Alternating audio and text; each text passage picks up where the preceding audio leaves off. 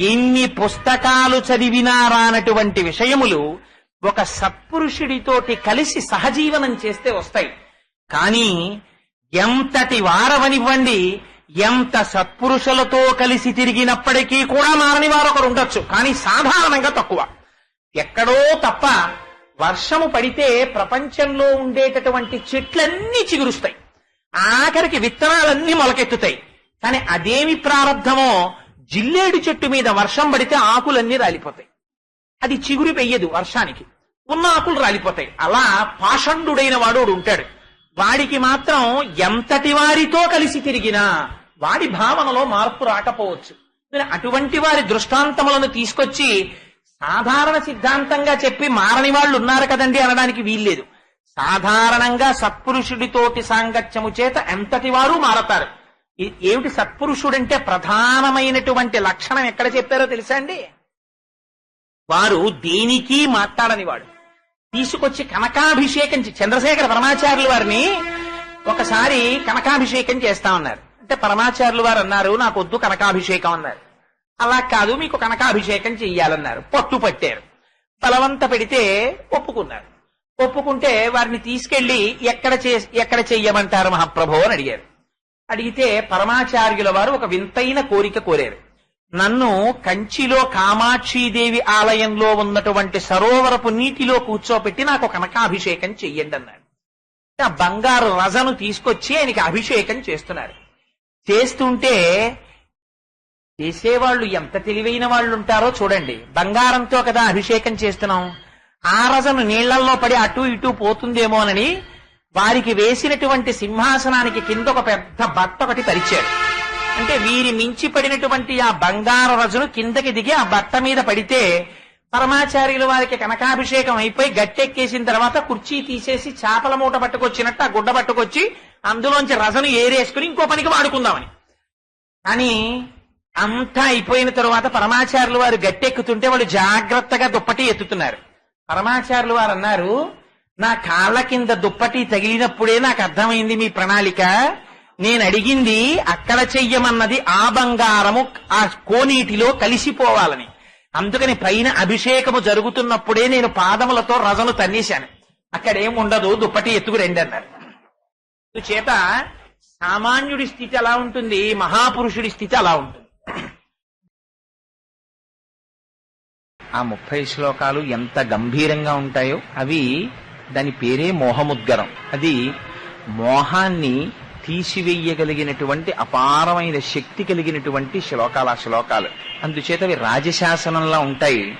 ఆపదలో పడిపోయినటువంటి వాడిని బయటికి తీసుకొస్తున్నట్టుంటాయి తప్ప అదేదో నచ్చ చెప్తున్నట్టో బుజ్జగిస్తున్నట్టో ఉండేటటువంటివి కావు. అందుచేత ఆ శ్లోకములు ఉండడమే కొంచెం చాలా గాంభీర్యమైనటువంటి స్థితిలో ఉండి పతనాభిముఖుడై వెళ్లిపోతున్నటువంటి మనుష్యుణ్ణి ఉద్ధరించడం కోసమని జగదాచార్యులైనటువంటి శంకర భగవత్పాదులు ఏ విధమైనటువంటి రాజీ లేకుండా ఒక గురువు శిష్యుణ్ణి మందలించవలసినటువంటి అవసరం ఏర్పడినప్పుడు ఇంకా ఏ విధమైన రాజీ లేకుండా ఎలా మాట్లాడతారో అలా మాట్లాడినటువంటి శ్లోకాలు భజగోవింద శ్లోకాలు. దానికి మకుటము భజగోవిందము అని శంకరులు ఆనాడు ఆ వృద్ధ బ్రాహ్మణుడు డుక్రుంకరణి సూత్రములు చెప్తుండగా చూసి జగత్తు యందు తాదాత్మత చెందినటువంటి ఒక జీవుణ్ణి వృద్ధ బ్రాహ్మణుడిలో దర్శించినటువంటి వారై జీవకోటిని ఉద్ధరించడం కోసమని భజ గోవిందం భజ గోవిందం గోవిందం భజ మూఢమతే అంటూ మొదలు పెట్టారు. మీకు నిన్నటి రోజున ఒక విషయాన్ని నేను విజ్ఞాపన చేసి ఉన్నాను. సాధారణంగా కోపం వచ్చినటువంటి వాడు ఎదుటివాడిలో ఉండేటటువంటి లోపాన్ని ఎత్తి చూపిస్తాడు, నిందిస్తాడు తప్ప వాడు చేస్తున్నటువంటి పొరపాటుని సరిదిద్దేటటువంటి ప్రయత్నాన్ని చెయ్యడు. కానీ గురువుల యొక్క కటాక్షము, గురువుల యొక్క కృప వేరుగా ఉంటుంది. వారు కేవలం నిందించడం కాదు, నిందించడం కోసమని గురువుల యొక్క స్థితి ఉండదు. వారు చింతాసూయా వివర్జిత బాల్య భావేన యోభాతి బ్రహ్మజ్ఞానీశ ఉచ్యతే. వారికి కోపం ఎందుకు ఉంటుంది? వారి యొక్క తాపత్రయం ఎంతసేపు సంసారమగ్నుడైపోయినటువంటి జీవుణ్ణి ఉద్ధరించాలనేటటువంటి తాపత్రయంతో చేసే ప్రయత్నమే తప్ప ఒకరిని నిందించాలన్న భావన కాదు. అందుకని భజగోవింద శ్లోకాలలో ఉన్న గొప్పతనం ఏమిటంటే ఆచార్యులు చాలా కిందకి దిగొచ్చారు. ఏదో బ్రహ్మసూత్రాలకి భాష్యమో, భగవద్గీతకి భాష్యమో, లేదా ఉపనిషత్తులకు భాష్యమో, ప్రస్థానత్రయం అనబడేటటువంటి ఆ మూడింటి భాష్యాన్ని ఎంతమంది శంకర భాష్యాన్ని అవగాహన చేసుకోగలుగుతారు? ఎంతమంది అసలు ఆత్మస్థితి అంటే ఏమిటి, బంధనం అంటే ఏమిటి, మోక్షం అంటే ఏమిటి, మనమున్న స్థితి ఏమిటి, దాంట్లోంచి ఉద్ధరింపబడడానికి కావలసినటువంటి మార్గం ఏమిటి, దీన్ని తెలుసుకోగలిగినటువంటి స్థితి ఎంతమందికి ఏర్పడుతుంది? కానీ ఆచార్య పురుషులైనటువంటి శంకరులు అపారమైనటువంటి కృపతో మనిషి జీవితంలో వచ్చేటటువంటి ఒక్కొక్క సమస్యని, ఒక్కొక్క క్లేశాన్ని చూస్తూ, అందుచేత ఆచార్య పురుషులు జీవకోటిని ఉద్ధరించడం కోసమని ఆనాడు చేసినటువంటి మహత్తరమైనటువంటి ప్రయత్నమే భజగోవింద శ్లోకం. అందుకని ఆ భజగోవింద శ్లోకాలు చెప్పేటప్పుడు మనిషి జీవితంలో వచ్చేటటువంటి లోపాల్ని, ఆ లోపాలని సరిదిద్దుకోవడానికి కావలసినటువంటి ప్రయత్నం ఎలా చెయ్యాలనేటటువంటి దాన్ని శంకరులు అందులో బోధ చేశారు. ఎవరు మన మీద అంత కృపతో మనకి నిత్య జీవితంలో వచ్చేటటువంటి లోపాల్ని, ఆ లోపాల్ని దిద్దుకోవడానికి కావలసినటువంటి విధానాన్ని ఎవరు నేర్పుతారు, ఎవరు చెప్తారు? ఆశ్చర్యం ఏమిటంటే ఒక్కొక్క శ్లోకంలో ఒక్కొక్క మహత్తరమైనటువంటి విషయాన్ని ప్రబోధం చేశారు. ప్రతి శ్లోకము కూడా ఏదో యాంత్రికంగా ఒకే రకమైనటువంటి విషయాన్ని స్పృశించలేదు భజగోవింద శ్లోకాల్లో. అందుకే మొట్టమొదటి శ్లోకంలో భజ గోవిందం భజ గోవిందం గోవిందం భజ మూఢమతే సంప్రాప్తే సన్నిహితే కాలే నహి నహి రక్షతి డుక్రుంకరణి అని మొదలు పెడితే గోవిందా గోవిందా గోవిందా అనరా? అలా అనకపోతే, ఆ నామస్మరణ చెయ్యకపోతే జీవితం ఎలా పాడైపోతుందో, ఒక పక్క నుంచి వెంట తరుముతూ కాలస్వరూపాంతర్గతంగా మృత్యువు ఎలా వచ్చేస్తోందో దాన్ని మహానుభావుడు ఆవిష్కరించి చూపిస్తారు.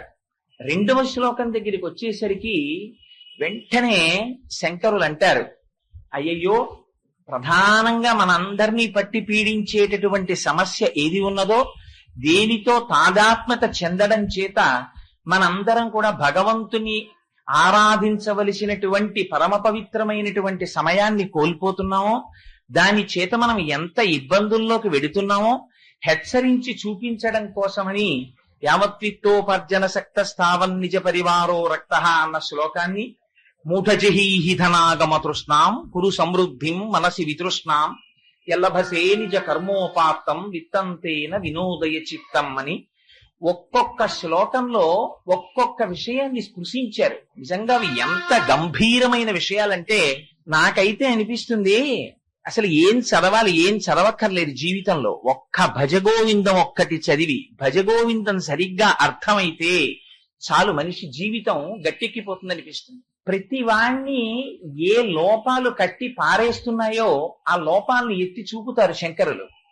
నారీస్తనభరణాభీదేశం దృష్ట్వామాగా మోహావేశం ఏతత్వాంస వసాది వికారం మనసి విచింత్య వారం వారం అంటారు శ్లోకంలో. అరేరే, నీకు యవ్వనం ఉన్నప్పుడేరా ఒంట్లో దారుఢ్యం ఉండేది. నువ్వు ఏమైనా చెయ్యగలిగితే నీ కర్మేంద్రియాలతో కావలసినటువంటి చోటుకి వెళ్లి భగవంతుణ్ణి ఆరాధించగలిగినటువంటి శక్తి నీకు ఉండేది కేవలం ఆ యవ్వనంలో. అటువంటి శక్తి కలిగినటువంటి సమయం అంతా దేనికోసం పాడు చేసేసుకుంటున్నావో తెలుసా? నారీస్తన భరణాభీదేశం దృష్ట్వామాగా మోహావేశం. ఎంత ఆశ్చర్యం! ఈ శరీరము ఏ సప్తధాతువుల చేత నిర్మింపబడిందో, చర్మము, మాంసము, రక్తము, కొవ్వు, అస్థి, శుక్ల, మేధ అనబడేటటువంటి 7 పదార్థముల చేత పురుష శరీరము ఎట్లా నిర్మింపబడిందో, అలాగే స్త్రీ శరీరము కూడా 7 ధాతువుల చేతనే నిర్మింపబడింది. నిర్మింపబడినప్పటికీ ప్రతి ప్రాణికి ప్రత్యుత్పత్తి అనేటటువంటిది జరగాలి కనుక, ప్రాణికోటి యొక్క ఉత్పత్తి అలా నడవాలి కనుక ఒక గొప్ప స్థితిని భగవానుడు ఏర్పాటు చేసి ఉన్నాడు. అందుచేత ఉపాధులు స్త్రీ ఉపాధులు పురుష ఉపాధులు అని విడివడ్డాయి. అందులో పురుష ఉపాధి కన్నా స్త్రీ ఉపాధిలో కొద్ది తేడాలు వచ్చాయి. కేవలం 2 చోట్ల మాంసము కొవ్వు పైకి ఉబికై ఒక చోట లోపలికి వెళ్ళాయి. అంత మాత్రానికి నీ జీవితంలో బలం కలిగినటువంటి యవ్వన సమయాన్నంతటినీ వృధా చేసుకుంటున్నావురా. మనసి విచింతియ వారం వారం. ఒక్కసారి బాగా మనస్సులో ఆలోచించి చూడు. అంటే స్త్రీలను కించపరచాలని శంకర భగవత్పాదులు ఈ విషయం చెప్పలేదు. ఎందుచేతనంటే ఆకర్షణ కలిగినటువంటి వస్తువు కనుక పురుషుడు తన జీవితాన్ని గట్టెక్కించుకుని తను చేయి పట్టుకున్నటువంటి స్త్రీని ధర్మపత్నిగా తనతో పాటు నడిపించి ఆవిడ జీవితాన్ని కూడా ఉద్ధరించవలసినటువంటి బాధ్యత ప్రధానంగా పురుషుడి మీద ఉన్నది కనుక ఆ పురుషుడు నడిచినటువంటి మార్గం చేత స్త్రీ జీవితంలో కూడా సుఖశాంతులు నిండుతాయి కనుక హెచ్చరికని పురుషుడి వైపు నుంచి చేశారు. చేసి అందుచేత కేవలం అటువంటి మోహానికి లొంగకు నాన్న అని బుజ్జగించి స్త్రీ సంబంధంగా ఏర్పడేటటువంటి యవ్వన ఉద్రేకాన్ని, తత్కారణంగా మనిషి ఎంత అధపతనానికి వెళ్లిపోతున్నాడో ఆ తాత్కాలికమైనటువంటి ఆకర్షణ నుంచి తనని తాను నియంత్రించుకోవడానికి మనస్సులో ఎలా ఆ శరీర సంబంధమైనటువంటి విషయాన్ని మనసి విచింతియ వారం వారం ఎలా లోపల తిప్పితే ప్రబలంగా లాగేటటువంటి ఆ స్త్రీ ఆకర్షణ లాగడం మానేస్తుందో తనని తాను ఉద్ధరించుకోగలుగుతాడో ఆ శ్లోకంలో చెప్తారు. అంటే ఏదో ఒక్క శ్లోకాన్ని ఇవాళ నేను చెప్పాలి కదండి అని మరు శ్లోకాన్ని చెప్పేసి ఆపేయడం నాకు ఇష్టం లేక ఒక్కసారి అన్ని శ్లోకాలని స్పృశించే ప్రయత్నం చేస్తున్నాను. ఆ తరువాత శంకరులు అంటారు వేరొక శ్లోకంలో, కాతే కాంత కస్తే పుత్ర సంసారోయమతీవ విచిత్ర కస్యత్వం కుతయాయాత తత్వం చింతియ తదీయ భ్రాత. కొన్ని శ్లోకాలు చెప్పిన తర్వాత శంకరాచార్యుల వారి యొక్క ఆవేశం కొంత తగ్గింది. తగ్గిన తర్వాత ఇంకా మూఢ అనరు. వచ్చి శిష్యుడు ఎదట నిలబడి చేతులు కట్టుకుని నిలబడేసరికే గురువు యొక్క అనుగ్రహం అలా ఉంటుంది. అంత తప్పు చేసినటువంటి శిష్యుడు, అంత తప్పు చేసినటువంటి వాడు శంకరులు మూఢ అని పిలిచేటప్పటికి కూడా అయ్యయ్యో నా వల్ల ఇంత పొరపాటు జరిగిపోయిందని అంత వృద్ధ బ్రాహ్మణుడు చేతులు కట్టుకుని నిలబడిపోయేసరికి అయ్యో నేను ఉద్ధరించకపోతే ఎవరు ఉద్ధరిస్తారు వీళ్ళని, నేను ఆగ్రహిస్తే ఎలా అని అమ్మ పిల్లవాణ్ణి హత్తుకున్నట్టు మహానుభావుడు వెంటనే భ్రాత అంటారు. ఓ సోదరా ఆలోచించబోయ్, ఏమిటో ఈ సంసారం ఏమిటో, కాతేకాంత ఎక్కడి నుంచి వచ్చింది నీ భార్య, ఎప్పుడైనా ఒక్కసారి ఆలోచించు. అనేకమైన విషయాల గురించి ఆలోచిస్తూ ఉంటావు కదా, ఒక్క అరగంట సేపు నేను ఈ విషయం మీద ఇవాళ ఆలోచన చేస్తాను. పప్పు దొరకకపోతే ఆలోచిస్తావు, ఉప్పు దొరకకపోతే ఆలోచిస్తావు, పిల్లాన్ని ఏ కాలేజీలో జాయిన్ చెయ్యాలో రోజులు ఆలోచిస్తావు, 10 మందిని సంప్రదిస్తావు కదా. ఈ విషయం మీద నీ జీవితం మొత్తం మీద ఒక్క అరగంట సేపు ఆ సబ్జెక్టు తప్ప వేరొకటి లేకుండా ఆలోచించి చూడు. కాతేకాంత, పురుషుడికి స్త్రీ అయినా స్త్రీకి పురుషుడైనా ఎక్కడి నుంచి వచ్చింది భార్య ఒక్కసారి ఆలోచించు. నీకు తెలిసి నువ్వు 1000 పెళ్లి చూపులు చేసి 1001వ పెళ్లి చూపుల్లో ఎవరో ఒక కన్యని ఎంచుకుని 3 లేచావు. కానీ అంతకుముందు ఆవిడ ఎక్కడి నుంచి వచ్చింది? ఒక తల్లిదండ్రులకి కూతురు. అంతకుముందు ఆ తల్లి గర్భంలోంచి వచ్చింది. అంతకుముందు అప్పుడు కూడా ఉండాలి కదా, ఉంటే కదా అమ్మ కడుపులోకి వెళ్ళింది. అమ్మ కడుపులో ఎన్ని కష్టాలు పడింది, అమ్మ కడుపులోంచి బయటికి ఎలా వచ్చింది, వచ్చి పెద్దది ఎలా అయింది, నీకు భార్యగా ఎలా వచ్చింది, నీకు భార్యని చేసినదెవరు, ఎంత త్యాగం చేసి ధర్మపత్నిగా నీ చెయ్యి పట్టుకుంది, దేనికోసం నువ్వు ఆమెని పాణిగ్రహణం చేశావు. కానీ నువ్వు చేస్తున్న పని ఏమిటి? ధర్మపత్నిగా నేను స్వీకరిస్తున్నానని చెప్పి స్వీకరించినటువంటి వాడివి ధర్మమునందు ఉపకరణముగా ఆమెని వాడుకుంటున్నావా, లేక కామపత్నిగా వాడుకుని నువ్వు పతనం చేసుకుని ఆవిడ్ని కూడా పతనం చేస్తున్నావా? ఎక్కడి నుంచి వచ్చింది నీ భార్య? భార్య అనబడేటటువంటి ఆ కాంత, కాతేకాంత కస్తే పుత్ర, నా కొడుకు నా కూతురని విర్రెక్కిపోతున్నావే. ఒక్కసారి ఆలోచించి చూడ. నా కొడుకని ఓ విశేషమైన మోహానికి గురైపోతున్నావు. ఆ కొడుకు ఎక్కడి నుంచి వచ్చాడు? ఆ కొడుకు అనబడేటటువంటి 7 ధాతువుల చేత నిర్మింపబడినటువంటి శరీరంలో ఒక్క ధాతువుని నువ్వు ఎప్పుడైనా తీసుకొచ్చి పెట్టావా? ఎప్పుడైనా నీ కొడుకు ఒంటి మీద ఉన్న చర్మం ఓ గజం చర్మం తెచ్చి నువ్వు ఎప్పుడైనా పెట్టావా? 4 ఎముకలు తెచ్చి వాడి శరీరంలో పెట్టావా? 2 ఊపిరితిత్తుల్లో ఓ ఊపిరితిత్తు నువ్వు పెట్టావా? గుండెకున్న 4 కన్నాల్లో ఒక కన్నం నువ్వు పెట్టావా? వాడి శరీరంలో పోయబడినటువంటి కొన్ని లీటర్ల రక్తంలో ఒక చుక్క రక్తం నువ్వు ఎప్పుడైనా తీసుకెళ్లి పోసావా? వాడి ఒంటికున్న 9 కన్నాలు, 2 కళ్ళు, 2 ముక్కులు, 2 చెవులు, ఆ తర్వాత నోరు 7, మలద్వారం 8, మూత్రద్వారము 9 కన్నములు కలిగినటువంటి నీ కొడుకు శరీరంలో ప్రాణ అపాన వ్యాన ఉదాన సమాన నాగ కూర్మ కృకర ధనంజయ దైవదత్తములనేటటువంటి 10 వాయువులు ఎవడి శాసనము చేత తిరుగాడుతున్నాయో, ఎవడి శాసనము చేత బయటికి వెళ్ళిపోకుండా నిలబడుతున్నాయో అటువంటి వాయువుని పోసిన వాడివి నువ్వా? బయటికి వెళ్లకుండా నియంత్రించిన వాడివి నువ్వా? తెల్లవారి లేస్తే వాడు తిన్న ఆహారం జీర్ణం చేస్తున్న వాడివి నువ్వా? లేకపోతే వాడి శరీరం సమానంగా పెరగడానికి హేతువైన వాడివి నువ్వా? పెంచిన వాడివి నువ్వా? వాడిలోని మేధస్సువి నువ్వా? ఏది నువ్వు? ఏది చూసి నా కొడుకని మోహంతో ప్రబలిపోతున్నావు? ఇందులో నీ యొక్క యాజమాన్యపు హక్కుని ప్రకటించుకోవడానికి నీకున్న అధికారం ఎంత? దీన్ని సృష్టి చేస్తున్నవాడెవరు? పెంచుతున్నవాడెవరు? నీకు ఈ భాగ్యం ఇచ్చినవాడెవరు? ఎప్పుడైనా ఆలోచించావా? కస్తే పుత్ర సంసారోయమతీవ విచిత్ర. నా సంసారం అని చెప్పి ఆ సంసారం కోసం పట్టుకుని ఊరు వాడా తిరుగుతూ ఆ డబ్బట్టుకొచ్చానని, ఇది పట్టుకొచ్చానని, అది పట్టుకొచ్చానని సంసార మగ్గునుడవై బ్రతుకుతున్నావే. అంతకన్నా వేరొక వస్తువు ప్రపంచంలో లేదని అనుకుంటున్నావే. కానీ నీ సంసారమును నిలబెట్టిన వాడెవరు? ఎప్పుడైనా ఆలోచించావా? కస్తే పుత్ర సంసారోయమతీవ విచిత్ర. పోన్లేవయ్యా, ఇవన్నీ పక్కన పెట్టే. ఏమోనండి, వాళ్ళందరూ నాకు ఎలా తెలుసండి, మీరు వాళ్ళందరి గురించి నన్ను అడుగుతారేమిటి అంటావేమో. కస్యత్వం, నువ్వెవరు? ఒక్కసారి చెప్పు. ఏవి ప్రశ్నలండి? ఆ ఒక్క శ్లోకం చాలదండి జీవితాన్ని మార్చేయడానికి.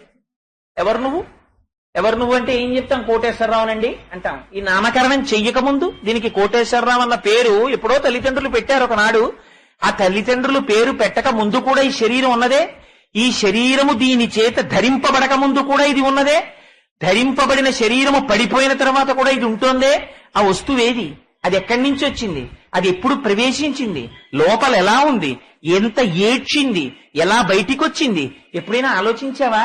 ఒక్కసారి వెనక్కెడితే నీకెంతవరకు జ్ఞాపకం?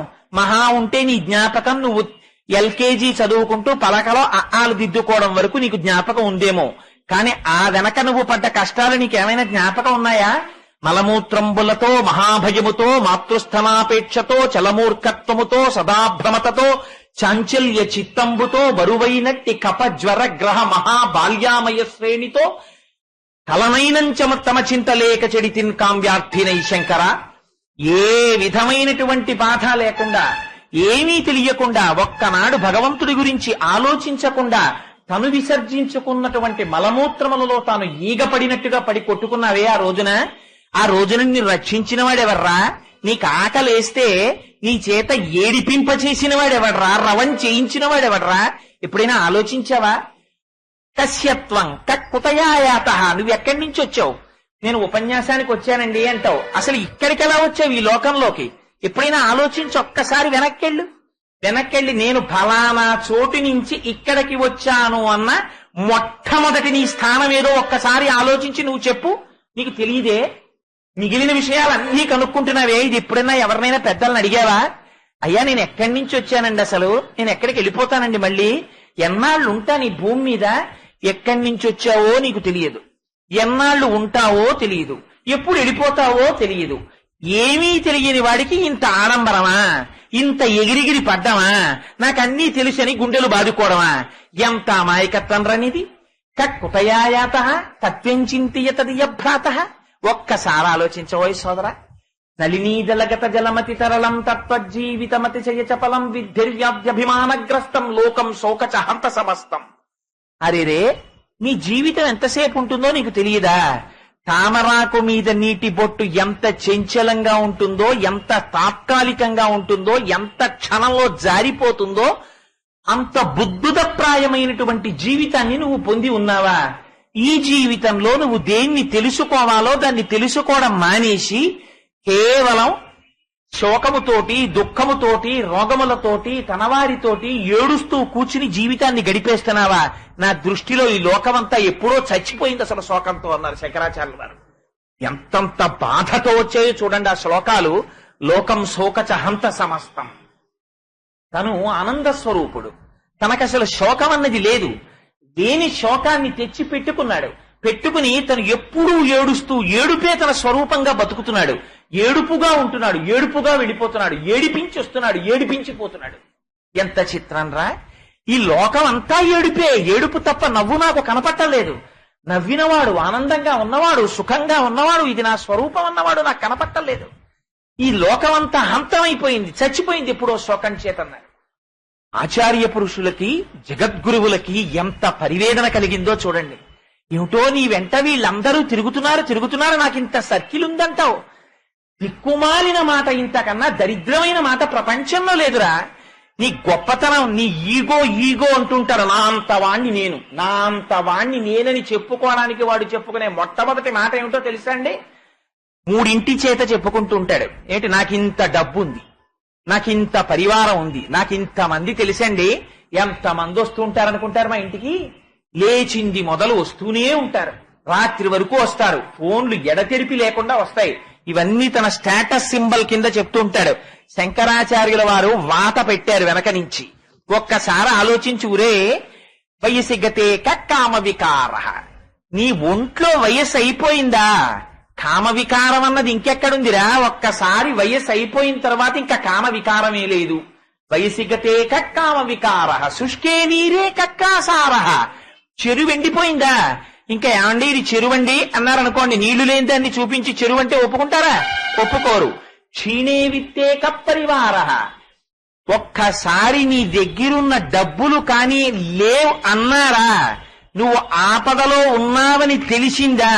ఇందులో ఎంతమంది ఫోన్లు చేసేవాళ్ళున్నారో, ఎంతమంది నీ ఇంటికొచ్చేవాళ్ళు ఉన్నారో లెక్క బయటపడిపోతుందంటారు శంకరాచార్యుల వారు. క్షీణే విత్తే కప్పరివార జ్ఞాతే తత్వేక సంసార. ఈ విషయం నీకు అర్థమైపోయిందనుకో, నిజంగానండి మీరు ఆ శ్లోక వ్యాఖ్యానాన్ని చంద్రశేఖర పరమాచార్యుల వారి అమృత వాక్కుల వెంట ఒక్కసారి విన్నారనుకోండి, వెర్రి మంచు విడిపోయినట్టు విడిపోతుంది. ఏమిరా, తెల్లవారు లేస్తే మా అబ్బాయిని తిరుగుతాం, మా అమ్మాయిని తిరుగుతాం, మా అల్లుడు అని తిరుగుతాం, నా కోడలు అంటాడు, నా భార్య అంటాడు. శంకరాచార్యుల వారు బాగా కాల్చి అట్ల కాడా దానాన్న ఒక్కసారి చొక్కా ఎత్తు పైకని ఓ వాత పెట్టారు శ్లోకంలో భజగోవిందంలో. నేను అందుకే ఈ మాట చెప్తున్నాను, మహాప్రభు ఇవి నాకు వంటబట్టాయని కానీ, నేను జ్ఞానినని కానీ, నాకు తెలుసునని కానీ నేను చెప్పట్లేదు. యథార్థమునకు నేను ఈ మాటలు చెప్పుకుంటున్నది నా కోసం తప్ప మీకోసం కాదు. మద్విశిష్టాశ్చ తుల్యాశ్చ సంతి తత్ర వనౌక సహా మత్త ప్రత్యవర కశ్చిన్ నాస్తి సుగ్రీవ సన్నిధౌ అంటారు సుందరకాండలో హనుమ. నాతో సమానులున్నారు, నాకన్నా అధికులున్నారు, కానీ నాకన్నా తక్కువ వాళ్ళు ఎవరూ సుగ్రీవుడి దగ్గర లేరమ్మా అంటారు. అలా ఇక్కడ ఉన్నటువంటి సభలో అందరూ నాకన్నా అధికులున్నారు, నాకన్నా సమానులున్నారు, కానీ నాకన్నా తక్కువ వాళ్ళు, నా దగ్గర వినవలసిన వాళ్ళు ఎవ్వరూ లేరు, అందరూ ప్రాజ్ఞులే. మరి ఎందుకు చెప్తున్నావు? నన్ను నేను హెచ్చరించుకోవడానికి చెప్పుకుంటున్నాను. ఈ ఒక్క శ్లోకం చాలదండి భజగోవిందంలో జీవితాన్ని అర్థం చేసుకోవడానికి. నీ వెంట ఉన్నారనుకున్న వారు ఎంతకాలము నీ వెంట ఉంటారో నేనొకటి చెప్తున్నాను. ఇలా కాకుండా కూడా ఉన్నవారు ఎవరైనా ఉంటే నువ్వు నమ్ముకు బతుకు అన్నారు శంకరాచార్యుల వారు. ఒక్క విషయం చెప్తానబ్బాయి విను. ఏమిటది? యావత్పవనో నివసతి దేహే తావత్ పృచ్చతి కుశలంగే గతవతి వాయౌ దేహాపాయే భార్యా బిభ్యతి తస్మిన్ కాయే. ఈ ఒక్క శ్లోకం వంట పట్టిందనుకోండి, మీరు పెద్ద సినిమా చూసినట్టే ప్రపంచాన్ని. ఎందుకని? వీడు యావత్పవనో నివసతి దేహే, నేను అన్నం తిన్నానండి అర్థం ఉంది, నేను మంచినీళ్లు తాగానండి కొంత అర్థం ఉంది, నేను ఆఫీస్కి వెళ్ళానండి కొంత అర్థం ఉంది, నేను ఊపిరి తీశానండి అంతకన్నా పచ్చబద్ధం ప్రపంచంలో ఇంకోటి లేదు. ఏది? నువ్వు చేస్తే నిద్రపోతుండగా అన్నం తినలేవే, నిద్రపోతుండగా ఆఫీస్ ఫైలో రాయలేవే, నిద్రపోతుండగా ఊపిరి తీయడం మానేస్తున్నావా? తీస్తావు. నువ్వు చేసినదైతే నిద్రలో నువ్వెలా చేశావు? నిజంగా ఊపిరి తీయడం అన్నదే నువ్వు చేసినదైతే ప్రపంచంలో ఎవడైనా ఊపిరి ఆపేసుకుందాం అనుకున్నవాడు ఒక్కడిని నాకు చూపించండి. మంచాన పడిపోయినా సరే తన ఊపిరి ఆగిపోవాలని ఎవ్వడూ కోరుకోడు, బతకాలనే కోరుకుంటాడు. లేదా నిజంగా ఊపిరి ఆగిపోవాలని ఒకడు సంకల్పం చేశాడనుకోండి, ఆగిపోతుందా? అయ్యో పాపం ఇంతకాలం నుంచి ఉన్నావు లేవే, లోపలికి ఎడుతున్నావు, బయటకు వస్తున్నావు, ఇంత అల్లరి పడుతున్నావు, ఏమిటో నాకు ఇంకా అన్ని కోరికలు తీరిపోయినట్టే ఉన్నాయి. కృతకమైన మాట. సాధారణంగా ఇది వింటూ ఉంటాం అక్కడక్కడ. ఏముందండి, నాకు అన్ని కోరికలు తీరిపోయి, నాకు అన్ని బాధ్యతలు తీరిపోయాయి, నాకే బాధ లేదు, ఇలా వెళ్ళిపోతే చాలు, ఇంకా నేనేం చెయ్యాలి అంటాడు. అనగానే పక్కలో నొప్పి వచ్చిందనుకోండి, ముందు అంబులెన్స్ కోసం కంగారు పడిపోయేవాడు వాడే. ఇక్కడంతా హడావిడంతా ఇక్కడ ఉంటుంది, పైకి చెప్పేది కృతకం. అందుకని శంకరులు అంటారు, ఈ ఊపిరి నువ్వు తీస్తున్నావా? ఓ ఊపిరి ఆగిపో అన్నావు అనుకో, ఆగిపోతుందా ఊపిరి?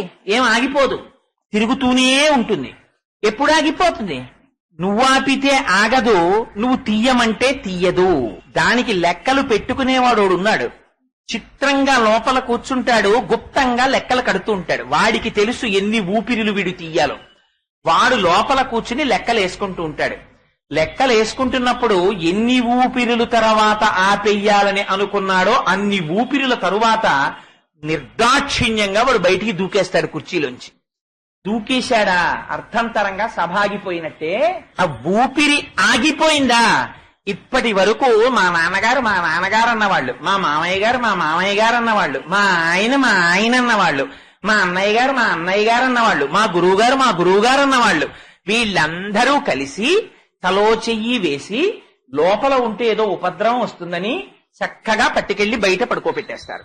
అరుగు మీద పడుకోబెట్టడం కూడా కొంచెం బాధాకరంగా అనిపిస్తే ఓపికంటే వేస్తారు షామియానా, లేకపోతే అది కూడా వెయ్యరు. ఓ గంటలో తీసుకెళ్లిపోవచ్చు ఎందుకు అనుకుంటే గేటు దాటించి బయట చాపేసి పడుకోబెట్టేస్తారు. అది కూడా పనికి మాలిన చాప ఏదైనా చింకి బొంతో ఉంటే అది తీసుకొస్తారు.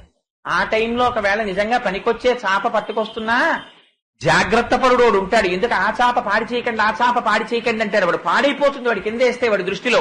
అందుకని పనికిరాని తోటి ఉంటుంది, ఇంకా పారయచ్చా వస్తువును, ఆ వస్తువుని వేసి పడుకోబెడతాడు. నీ బతుకది ఊపిరైపోతే. ఇది శంకరాచార్యులు వారి హెచ్చరిక. ఒక్కసారి పడుకోబెట్టిన తర్వాత మబ్బేసి విశేషమైన వర్షం కురుస్తుంటే అమ్మ చితి వెలగదమ్మా, ఇంకా ఈ శవాన్ని కాల్చడం కష్టం తల్లి, మీ వారిని ఇవాళ రాత్రి కూడా ఇప్పటికి 75 సంవత్సరాల నుంచి ప్రతిరోజు రాత్రి కౌగలించుకు పడుకుంటున్నావు కదా అమ్మా అంటే, స్త్రీలనే అన్నానని అనుకోకండి, స్త్రీలకి పురుషుడైనా పురుషుడికి స్త్రీ అయినా అంతే. భజగోవిందం దగ్గరికి వచ్చేటప్పటికి రాజీపడి మాట్లాడడం కుదిరే విషయం కాదు, ఉన్నదున్నట్టు మాట్లాడవలసింది, అది మోహముద్గరం. అందుకని అది రాజశాసనంలాగే ఉంటుంది. అమ్మా ఇవాళ ఒక్క రాత్రి కొంచెం మీ ఆయన అదే బెడ్రూమ్ లో ఇద్దరు పడుకోండమ్మా, రేపు పొద్దున్న తీసుకెళ్లిపోతాం వచ్చి అన్నారనుకోండి. ఆవిడ ఏమంటుంది? ఓరి నీ మొహం ఇట్సా, మా ఆయన ఏమిట్రా ఎప్పుడో పోయాడు, ఉన్నదేమిటి తస్మిన్ కాయే, అది మా ఆయన శరీరం అంతే, కొడుకైనా అదే అంటాడు. మా నాన్నగారు పోయారండి అంటాడు. ఎవడైనా వచ్చి మాటలకి దిగాడు అనుకోండి, ఏట్రా మీ నాన్నగారు పోయారంటే, ఇదిగో ఇక్కడ ఉన్నారు కదా, పడుకున్నారు కదా చాప్ మీద, మీ నాన్నగారిని ఇంతకన్నా కొత్తగా నువ్వు ఏమైనా చూశావా? ఇది కాకుండా ఏదైనా చూశావా మీ నాన్నగారిని?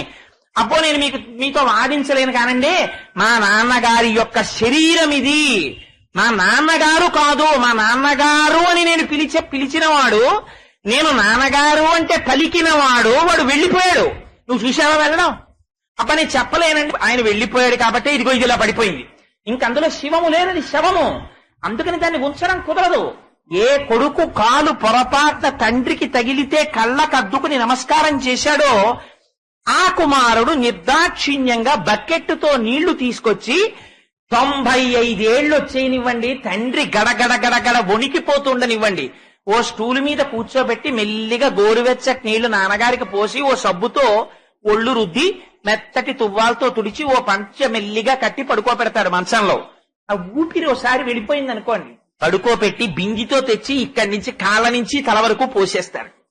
పోసేసి ఏం తుడుస్తారా? ఏం తుడవరదాన్ని, పచ్చి యథార్థాలే చెప్పారు శంకరాచార్యులు వారు. అక్కడి నుంచి తీసుకెళ్లి కట్టెల మీద బారేసి గడ్డిలో బారేసి నార తెచ్చి కట్టి పట్టుకుపోతున్నారు. పట్టుకుపోతుంటే ఎవరెక్కడి వరకు వస్తున్నారు? ఎవ్వరు రారు. విపరీతమైనటువంటి భయంతో జీవుడొక్కడే వెళ్ళిపోతున్నాడు. కొడుకు తీసుకొచ్చి దాన్ని కట్టెల్లో పారేసి వెళ్ళిపోతున్నాడు. నీ గౌరవం ఎక్కడుంది ఇప్పుడు చెప్పు, ఇది శంకరాచార్యుల వారి ప్రశ్న. నీ ఊపిరిలో ఉంది. నువ్వు ఊపిరి ఎంతసేపు తీస్తావో, ఊపిరి ఎలా విడిచిపెడతావో అంతకాలము నిన్ను పిలుస్తారు. బాగున్నారా అండి అంటారు. ఆ ఊపిరి నువ్వు ఆపుకున్నావా? నువ్వు ఆపుకోలేదు, వేరొకడు ఆపాడు. ఆ ఆపినవాడు ఎవడున్నాడో వాడు పరబ్రహ్మము. వాడికి నువ్వు బాధ్యుడవు, నువ్వు లెక్క చెప్పుకోవాలి. ఒకనాడు నౌకరికి 100 రూపాయలు ఇచ్చి మీరు కూరలు తెమ్మంటే అట్నుంచి వచ్చి కూరలు ఒకటి బుట్టక్కడ పెట్టేస్తే మీరేం ఒప్పుకోరు. అడుగుతారు, అబ్బాయి ఎంత అయిందిరా చిల్లరేదని అడుగుతారు. మీరు ఉపాధిని అడిగారు, ఇచ్చాడు పరమాత్మ. ఇట్నుంచి వెళ్ళిన తర్వాత ఏం చేశావని అడిగితే ఏం చెప్తారు? ఈ ఉపాధిని పట్టుకెళ్ళి ఏం చేశావు? సంసారమగ్నుడనై తిరిగాను తండ్రి. ఏది ఎంతమంది వచ్చారా నీతో? ఇంత సర్కిల్ ఉందని చెప్పావు కదా.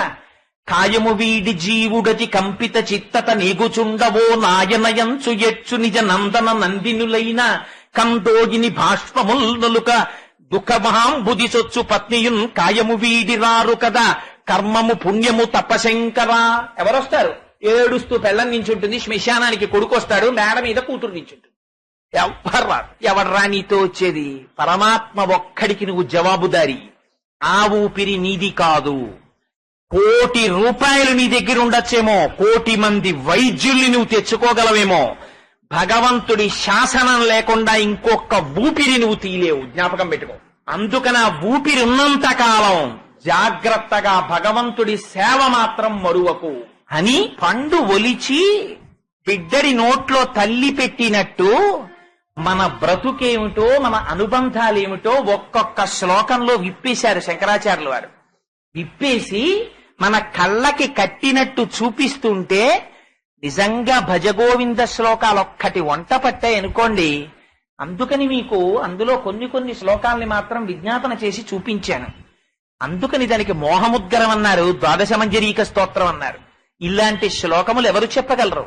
ఒక్కొక్క తత్వం గురించి, ఒక్కొక్క సమస్య గురించి, మన్ని పట్టి పీడించేటటువంటి విషయాల గురించి మహానుభావుడు తనదైన శైలిలో మళ్లీ అటువైపుకి ఎన్నడూ వ్యామోహం కలగకుండా అంత అద్భుతమైన రీతిలో ఆవిష్కరించాడు. అయితే ఆచార్యుడన్నవాడు భయపట్టి వెళ్ళిపోకూడదు. చిట్ట చివర ధైర్యం చెప్పాలి. నాన్న ఇవన్నీ ఉన్నాయి కానీ బెంగ పెట్టుకోకు, ఒకడున్నాడు, వాడిని పిలిస్తే చాలరా పరిగెత్తుకొస్తాడు. అందుకని వీటన్నిటికీ ఏమిటి పరిష్కారం? భజ గోవిందం భజ గోవిందం గోవిందం భజ మూఢమతే. అందుకని శంకరులు దాన్ని సంగీతంలో పాడుకోమని ఎన్నడూ చెప్పకపోయినా ఒక శ్లోకం పాడుకుంటే చరణంగా వెంటనే పల్లవిగా మళ్ళీ భజ గోవిందం గోవిందం భజ మూఢమతే అని మళ్ళీ పల్లవిగా తీసుకొచ్చి మొదటి శ్లోకాన్ని పాడేసుకుంటుంటారు. కారణం ఏమిటి? ఆ శ్లోకములలో ఉండేటటువంటి శక్తి అటువంటిది. ఎందుచేత నేను ఇవాళ ఈ శ్లోకములన్నింటి గురించి ఒక్కసారి విహంగ వీక్షణం కింద స్పృశించానంటే కేవలం 3 రోజుల ప్రసంగంగా మాత్రమే చేస్తున్నాం కనుక, ఏదో తరువాతి శ్లోకం ఒక శ్లోకాన్ని నేను చెప్తున్నానండి అని ఆ శ్లోకం చెప్పేసి వెళ్లిపోతే దానికి ఒక సమగ్రత ఏర్పడదు. కనుక పెద్దలు చేసినటువంటి అంత అద్భుతమైనటువంటి స్తోత్రాన్ని, అటువంటి శ్లోకాల్ని ఒక సమగ్రత లేని స్థితిలో విడిచిపెట్టడం మంచిది కాదు. కనుక ఆ భజగోవింద శ్లోకముల యొక్క స్థితిని ఒక్కసారి ఆవిష్కరించే ప్రయత్నం చేశాను. గురువులు చెప్పినటువంటి శ్లోకాలకి పొంగిపోయారు. వెనకాతల వస్తున్న 14 మంది శిష్యులు మళ్ళీ ఒక్కొక్క శిష్యుడు ఒక్కొక్క శ్లోకాన్ని చెప్పారు. చెప్తే 14 శిష్యులు చెప్పినటువంటి 14 శ్లోకాలతోటి చతుర్దశ మంజరీక స్తోత్రం వచ్చింది. మళ్ళీ ఈ 14, ఈ 12, 26 చిట్ట చివర శంకరాచార్యుల వారు ఆశీప్రసరంగా కొన్ని శ్లోకాలు చెప్పారు. దాంతో మోహముద్గరం పూర్తవుతుంది. సరే, ఇవాల్టి రోజున సరే సమస్యల గురించి మనం ప్రతిరోజు ఈ గత 2 రోజుల నుంచి చర్చించాం కనుక శంకరులు తనదైన శైలిలో ఒక అద్భుత పరిష్కారాన్ని ఒక దాన్ని చెప్తారు ఒక శ్లోకంలో. ఆ శ్లోకం నిజంగా అది చదువుతుంటే మనస్సు రమించిపోయి ఎంత ఆనందం కలుగుతుందో ఎవరు చెప్తారా ఇలాగా. బాగా నిష్ణాతుడైనటువంటి లెక్కల మాస్టర్ ఉన్నారనుకోండి, ఎంతకీ తెమలనటువంటి లెక్క ఒకటి ఉందనుకోండి, మనం ఆ మాస్టర్ దగ్గరికి పట్టుకెళ్ళి మాస్టర్ ఇది ఎలాగండి అన్నాం అనుకోండి, ఇదేనన్నా ఏముందిరా ఇదిగో ఇలా చూడు అన్న లెక్క ఈక్వేషన్ ఎలా వెయ్యాలో వేసి ఇదిగో చూసా వచ్చేసింది ఆన్సర్ అని సమర్థుడైనటువంటి అధ్యాపకుడు చూపిస్తే ఇదే లెక్క ఎంత తేలిక అనిపిస్తుంది మనకి. అలా ఎక్కడ ఆత్మతత్వం, ఎక్కడ బ్రహ్మసూత్రాలు, ఎక్కడ ఉపనిషత్తులు, ఎక్కడి భాష్యాలు, ఇన్నింటిని తీసుకొచ్చేసి ఎంత తేలికో తెలుసా నువ్వు గట్టెక్కేయడం. చూడు నేను ఎలా చెప్తానో నువ్వు జాగ్రత్తగా అది పాటించు చాలు అని పిల్లాన్ని, పైకెక్కలేని పిల్లాన్ని తండ్రి ఏం చేస్తాడు, చెయ్యి పట్టుకుని ఒక్కొక్క మెట్టు పైకెక్కిస్తాడు. అలా శంకరాచార్యులు వారు 4 మెట్లు ఎక్కించేశారు. ఎక్కించేసి చూడు ఇప్పుడు ఈ మెట్టు మీద నిలబడి చూడు ఎంత ఆనందంగా ఉందో నీకు అన్నారు. ఆ శ్లోకం నాకైతే అనిపిస్తుంది, ఆ శ్లోకాన్ని అంత వేదాంత తత్వాన్ని అంత సులభంగా అలా చెప్పగలగడం ఒక్క శంకర భగవత్పాదులకు తప్ప అన్యులకి దుస్సాధ్యం. శంకరులు అంటారు ఆ శ్లోకంలో, సత్సంగత్వే నిస్సంగత్వం, నిస్సంగత్వే నిర్మోహత్వం, నిర్మోహత్వే నిశ్చలతత్వం, నిశ్చలతత్వే జీవన్ముక్తి. ఇక్కడి వరకు మన జీవితాన్ని పట్టి పీడిస్తున్నటువంటి అనేక సమస్యల గురించి స్పృశించినటువంటి శంకర భగవత్పాదులు ఈ శ్లోకం దగ్గరికి వచ్చేసరికి అంటారు, దేన్ని పట్టుకుని పైకెక్కి ప్రశాంతమైన స్థితిని పొందాలో, మోక్ష స్థితిని పొందాలో, మనుష్య ఉపాధిలో ఉన్నావు కనుక నువ్వు మోక్షాన్ని పొందడానికి ప్రయత్నం చెయ్యాలి కనుక దానికోసమని ఆ మెట్లు ఎక్కిస్తారు. అందులో అంటారు, నాన్న మొట్టమొదట సత్సంగత్వే నిస్సంగత్వం. సత్తుతోటి సంగము కలిగిందా నిస్సంగం అయిపోతుందంట. అంటే మాటలు అందంగా ఉన్నాయనుకోండి, కానీ ఏమిటా అల్లరి అని అనిపించదు వెంటనే మనకి. సత్ అంటే ఎల్లకాలము ఉండేటటువంటిది, ఇవాళ ఉండి రేపు లేనిది అనేటటువంటి స్థితి లేని దానికి సత్ అని పేరు. తేలిక భాషలో చెప్పుకోవాలంటే ఎప్పుడూ ఉండేటటువంటి పదార్థము సత్, ఎప్పుడూ ఉండకుండా మారిపోయేటటువంటిది జగత్తు. జాయతే గచ్చతే ఇది జగత్, వస్తుంటుంది వెళ్ళిపోతుంటుంది. ఇది అందుకని షడ్ వికారములకు లోనవుతూ ఉంటుందన్నారు. ఇది అందుకే 6 వికారముల గురించి చెప్తూ, ఒకనాడు లేదా పదార్థం, ఆ లేనిది పుట్టినది, పుట్టినది ఉన్నది, ఉన్నది పెరిగినది, పెరిగినది మార్పు చెందినది, మార్పు చెందినది తరిగినది, తరిగినది నశించినది. మీకు తేలిగ్గా చెప్పాలంటే 1959 సంవత్సరానికి ముందు కోటేశ్వరరావు అనబడేటటువంటి ఈ ఉపాధి లేదు. 1959 సంవత్సరంలో మా తల్లిదండ్రుల అనుగ్రహం, పరమేశ్వరానుగ్రహంగా ఒకనాడు ఈ శరీరం పుట్టింది. అంతకు ముందు లేదుగా. లేని శరీరము పుట్టినది. అసలు ఈ పుట్టినది ఉండాలిగా, ఉన్నది. ఉన్నది అలాగే ఉండిపోయినా ఇంత పసిపిల్లల్లాగా పాలు తాగాను, పళ్ళు తిన్నాను, అన్నం తిన్నాను, బ్రహ్మాండంగా శరీరాన్ని పెంచాను. ప్రపంచంలో కనపడినవన్నీ తినేసి అన్నవికారం కింద పెంచాను శరీరాన్ని. అందుచేత పుట్టినది, ఉన్నది, పెరిగినది, మార్పు చెందినది. ఇలా ఉన్నది, ఇలా ఉండదు. జుట్టు తెల్లబడిపోవడం మొదలు పెడుతుంది, చేతులు వణకడం మొదలవుతాయి. అంతకుముందు కంటికి జోడు లేకుండా చూసిన వాణ్ణి ఇప్పుడు కంటికి జోడు పెట్టుకుంటే కాని చదవలేని స్థితిని పొందుతాను. మార్పు చెందినది, మార్పు చెందినది తరిగినది. ఏమిటండి, 20 ఏళ్ల క్రితం కోటేశ్వరరావు గారిని చూస్తే ఆ తెత్తునుండేవాడు. ఇప్పుడు కోటేశ్వరరావు గారి చంటి పిల్లాళ్లాగా సన్నగా ఎలా అయిపోయారో తెలుసా? అంటే ఏమైంది? వృద్ధాప్యం వచ్చేటప్పటికి జర్జరీభూతమై శరీరము మళ్ళీ క్షీణించిపోతుంది. అలా తరిగిపోయినది, నశించిపోయినది. ఒకనాడు ఏమవుతుంది? శరీరం ఉండదు.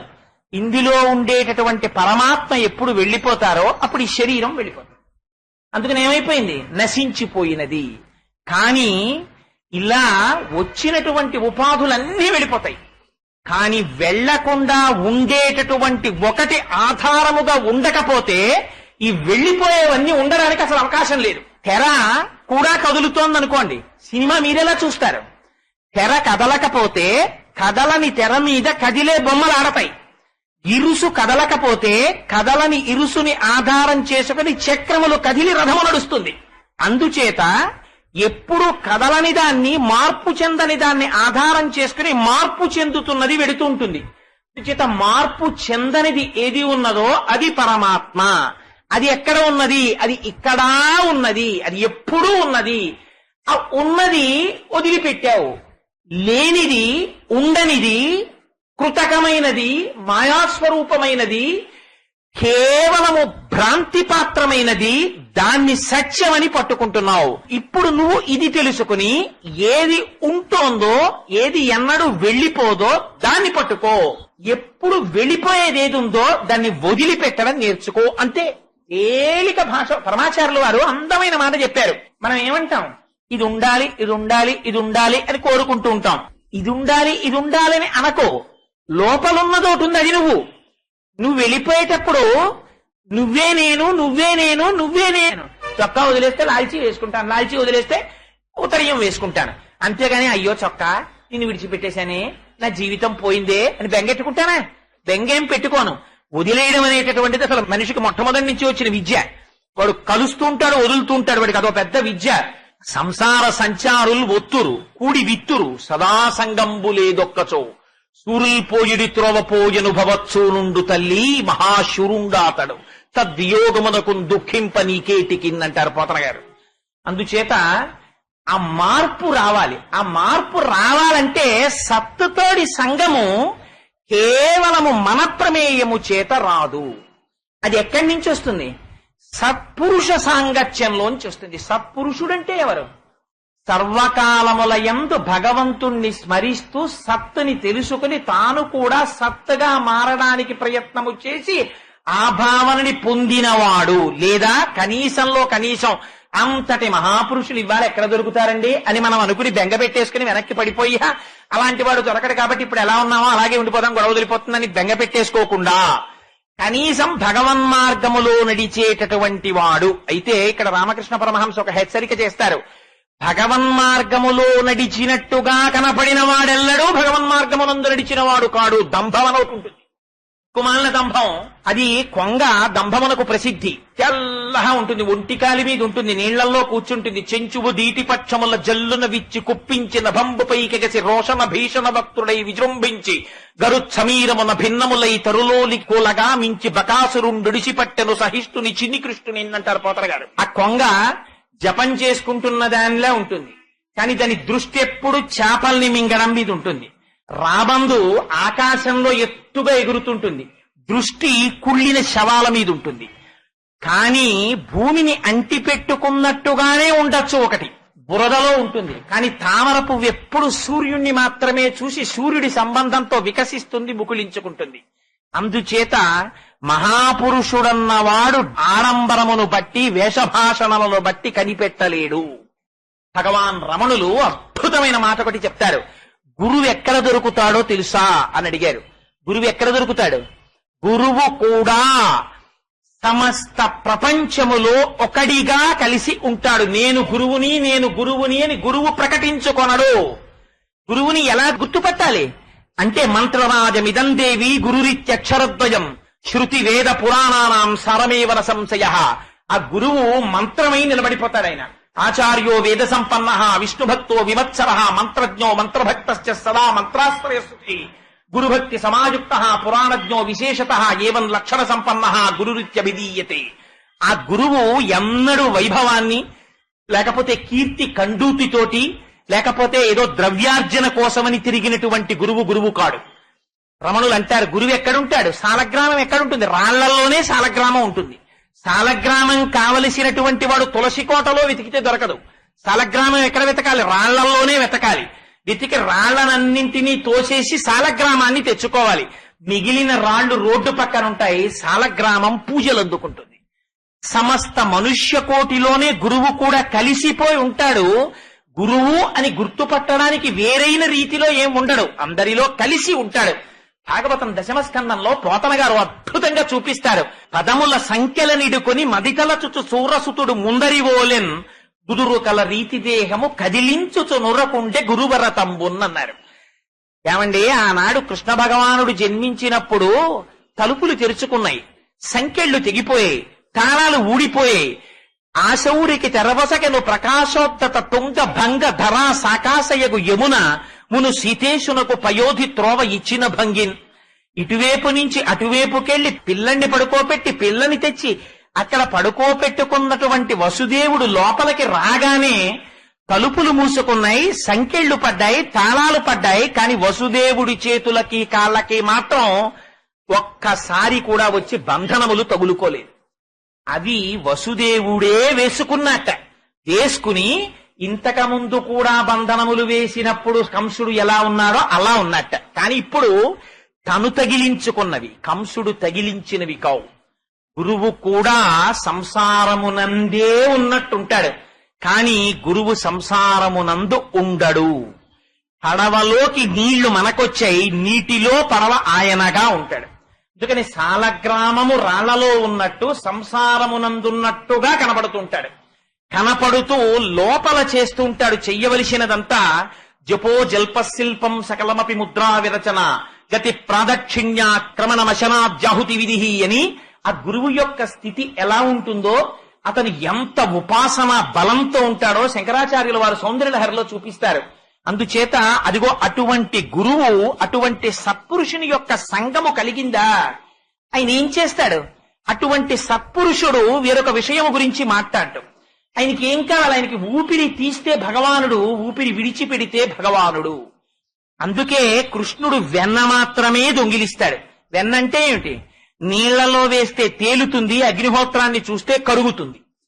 సంసారమునందు ఉంటే వంట పట్టక పైకి తేలిపోయి ఉంటాడు. భగవంతుని నుంచి ఎడబాటు కలిగినట్టుగా అనిపించిందా స్వరూప నాశనం అయిపోతుంది.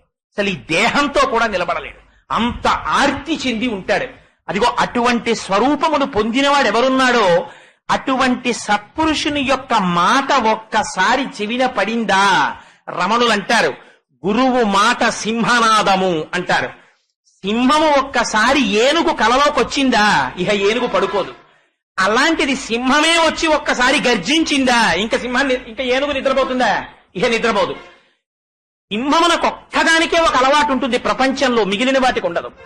సింహావలోకనము అంటారు. సింహము పరాక్రమము చేత అన్ని జంతువుల కన్నా శక్తివంతమైనది. సింహం జూలు నుంచి వచ్చే వాసన, సింహము నడక, సింహము టీవీ, సింహ గర్జన వింటే చాలు, సింహపు పాద ముద్ర చూస్తే చాలు పారిపోతాయి జంతువులు.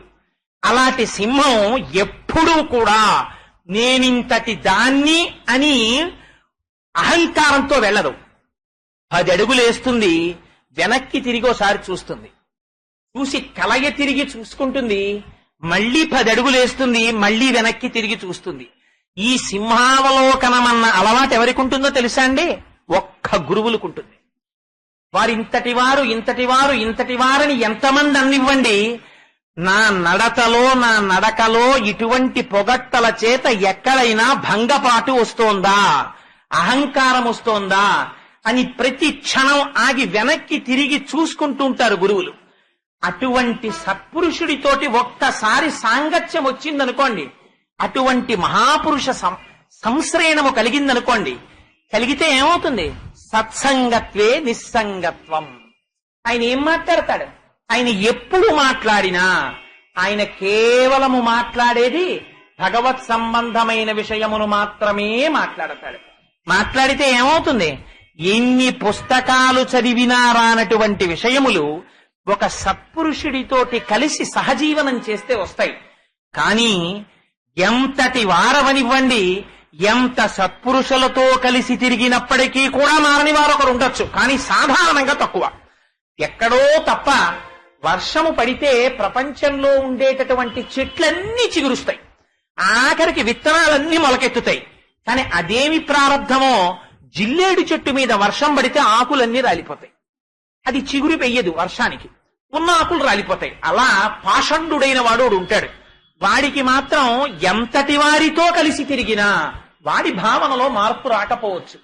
అటువంటి వారి దృష్టాంతములను తీసుకొచ్చి సాధారణ సిద్ధాంతంగా చెప్పి మారని వాళ్ళు ఉన్నారు కదండి అనడానికి వీల్లేదు. సాధారణంగా సత్పురుషుడితోటి సాంగత్యము చేత ఎంతటి వారు మారతారు. ఏమిటి సత్పురుషుడంటే ప్రధానమైనటువంటి లక్షణం ఎక్కడ చెప్పారో తెలుసా అండి? వారు దేనికి మాట్లాడని వాడు. తీసుకొచ్చి కనకాభిషేకం చంద్రశేఖర పరమాచార్యుల వారిని ఒకసారి కనకాభిషేకం చేస్తా ఉన్నారు. అంటే పరమాచార్యుల వారు అన్నారు, నాకు వద్దు కనకాభిషేకం అన్నారు. అలా కాదు, మీకు కనకాభిషేకం చెయ్యాలన్నారు. పట్టు పట్టారు, బలవంత పెడితే ఒప్పుకున్నారు. ఒప్పుకుంటే వారిని తీసుకెళ్లి ఎక్కడ చెయ్యమంటారు మహాప్రభో అని అడిగారు. అడిగితే పరమాచార్యుల వారు ఒక వింతైన కోరిక కోరారు.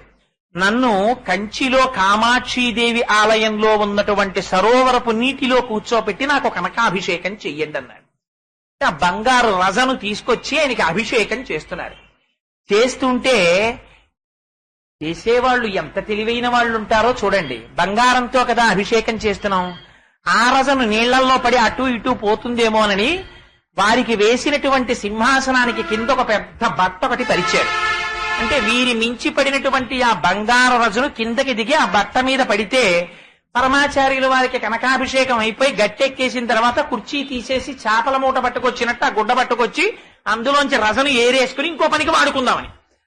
కానీ అంతా అయిపోయిన తరువాత పరమాచార్యుల వారు గట్టెక్కుతుంటే వాళ్ళు జాగ్రత్తగా దుప్పటి ఎత్తుతున్నారు. పరమాచార్యుల వారు అన్నారు, నా కాళ్ళ కింద దుప్పటి తగిలినప్పుడే నాకు అర్థమైంది మీ ప్రణాళిక. నేను అడిగింది అక్కడ చెయ్యమన్నది ఆ బంగారము ఆ కోనీటిలో కలిసిపోవాలని.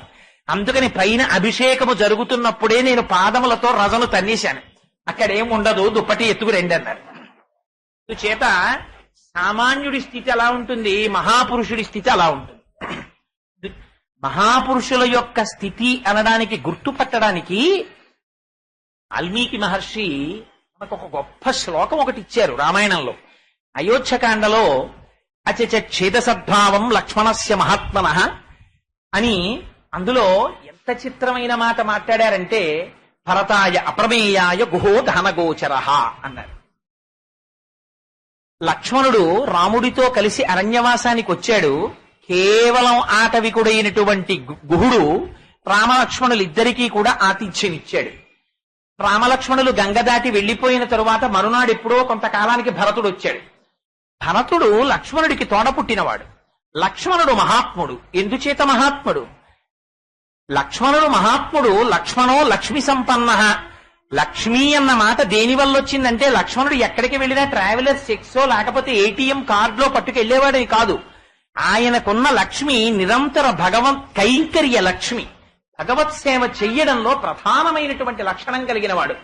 అటువంటి లక్ష్మణుడి గురించి భరతుడికి గుహుడు చెప్పాట. గుహుడు చెప్పడం ఏమిటి? తోడ పుట్టినవాడు లక్ష్మణుడు ఎటువంటి వాడో భరతుడికి తెలుసా? ఒక్క రాత్రి రామలక్ష్మణులకి ఆతిథ్యం ఇచ్చినటువంటి గుహుడికి తెలుసా? కానీ ఒక్కరోజు రాత్రి లక్ష్మణుడితో గడిపినటువంటి గుహుడు లక్ష్మణుడి యొక్క గొప్పతనాన్ని ఆనందంతో భరతుడికి చెప్తుంటే భరతుడు పొంగిపోయి విన్నట్ట. ఏమిటా శ్లోకంలో ఉన్నటువంటి రహస్యార్థం? భగవంత్ సంబంధమైనటువంటి విషయమును చెప్పేటటువంటి వక్త ఎవరైతే ఉన్నారో అటువంటి వక్తకి ఉండవలసినటువంటి ప్రధానమైన లక్షణము భగవంతుని కథ చెప్పడమునందు ఇతరమైన ఆకర్షణ ఏదీ లేక నిండిపోయిన బింది తనలో నీటిని ఇమిడ్చుకోలేక అంచుల వెంట నీరు కారిపోయినట్టు భగవంతుని యొక్క గుణములను తాను వినడం చేత కలిగినటువంటి ఆనందము లోపల పట్టక వాక్కులై నోటి వెంట ప్రవహిస్తే ఏ విధమైనటువంటి ప్రయోజనమును అపేక్షించనటువంటి వాడై భగవత్ కథని చెప్పకుండా ఉండలేక చెప్పిన వాడు వక్త. అరెరే మా స్వామి కథ చెప్తున్నారు అది వినకుండా ఉండలేనని వచ్చి విని పొంగిపోయి దాంట్లో ఉన్నటువంటి లోపమును కూడా చూడకుండా చాలు చాలు నా స్వామి మాటలు ఇవాళ నా చెవిన పడ్డాయని పొంగిపోయి వెళ్ళిపోయిన వాడు శ్రోత. ఇటువంటి వక్త ఇటువంటి శ్రోత ఎక్కడ కలిశారో అది క్షేత్రము. అక్కడ భగవంతుడు పొంగిపోతాట. పొంగిపోయి భగవంతుడే వచ్చి కూర్చుంటే చూడండి రా, మీ అందరూ రామాయణం వింటున్నారు కదా, ఇదిగో వచ్చానని రాముడు వచ్చాడనుకోండి. నిజంగా అలాంటి వక్త అలాంటి శ్రోత కలిసిన చోట ఎలా ఉంటుందంటేట సభికులు లేచి రామ కాసేపు అలా కూర్చో, ఈ కథ బాగుంది, ఏడు మధ్యలో లేచి రామ నేను వచ్చానంటావు అంటారట. రాముడే వచ్చినా విష్ణువే వచ్చినా శివుడే వచ్చినా ఆ కథకున్న గొప్పతనం ఆ స్వామి యందు కూడా ఉండదు, ఆ దర్శన ప్రీతి. ఇది అటువంటి వాడెవరున్నాడో అగ్నిహోత్రము వంటి తన వాక్కుల చేత అజ్ఞాన లంపటాన్ని విరమగలిగిన వాడెవరున్నాడో వాడు గురువు, వాడు సత్పురుషుడు. పరమహంస రామకృష్ణ పరమహంసే చెప్పాలి. ఉదాహరణలు చెప్పాలంటే మహానుభావుడు ఆయన ఒక మాట చెప్తుండేవారు. నీ స్వస్వరూపాన్ని చూపిస్తాడు, స్వస్వరూపాన్ని చూపిస్తాడంటారు కదా, ఎలా చూపిస్తాడు స్వస్వరూపాన్ని గురువు? నిజంగా పరమహంస వారి పాదములకు ఎన్ని మాటలు శిరస్సు పాటించి నమస్కరించినా రుణం తీరదు. ఎంత గొప్ప గొప్ప విషయాల్ని చిన్న కథల్లో చెప్పారండి మహానుభావుడు. ఒకనాడు ఒక పెద్ద పులి నిండు గర్భిణి అయి ఒక గొర్రెల మంద వెనకాతల ఒక గొర్రె పిల్లని పట్టుకోవడం కోసమని పరిగెత్తుకుంటూ వెళ్లి ఏటిని దాటబోతూ దూకబోయింది. దూకి గొర్రెని పట్టుకోపోయింది. కానీ ఏటిలో ఉన్నటువంటి ఒక బండరాతికి దాని కడుపు కొట్టుకోవడం చేత గర్భస్రావమై ఆ పులిపిల్ల బయటపడింది. పులి మరణించింది. కానీ ఈ పులి పిల్ల గొర్రెల మందలో కలిసిపోయింది. కలిసిపోయి ఆ గొర్రెల మందతో పాటు తిరుగుతోంది. గొర్రెలు గడ్డి తింటున్నాయి, పులిపిల్ల కూడా గడ్డి తింటోంది. గొర్రెలన్నీ అరుస్తున్నాయి, పులిపిల్ల కూడా అరుస్తోంది. గొర్రెలన్నీ భయపడుతున్నాయి, పులిపిల్ల కూడా భయపడుతోంది. ఒకనాడు ఒక పెద్ద పులి ఈ గొర్రెల మంద మీదకి వేటకొచ్చింది. వేటకొచ్చి పరిగెత్తుకొస్తుంటే గొర్రెలన్నీ అరుస్తూ పరిగెడుతున్నాయి. ఈ పులి కూడా పరిగెడుతోంది. పెద్దదైంది అయినా పరిగెడుతోంది. ఎందుకని? గొర్రెలతో తిరిగింది, గొర్రెతనమే వచ్చింది, పరిగెడుతోంది.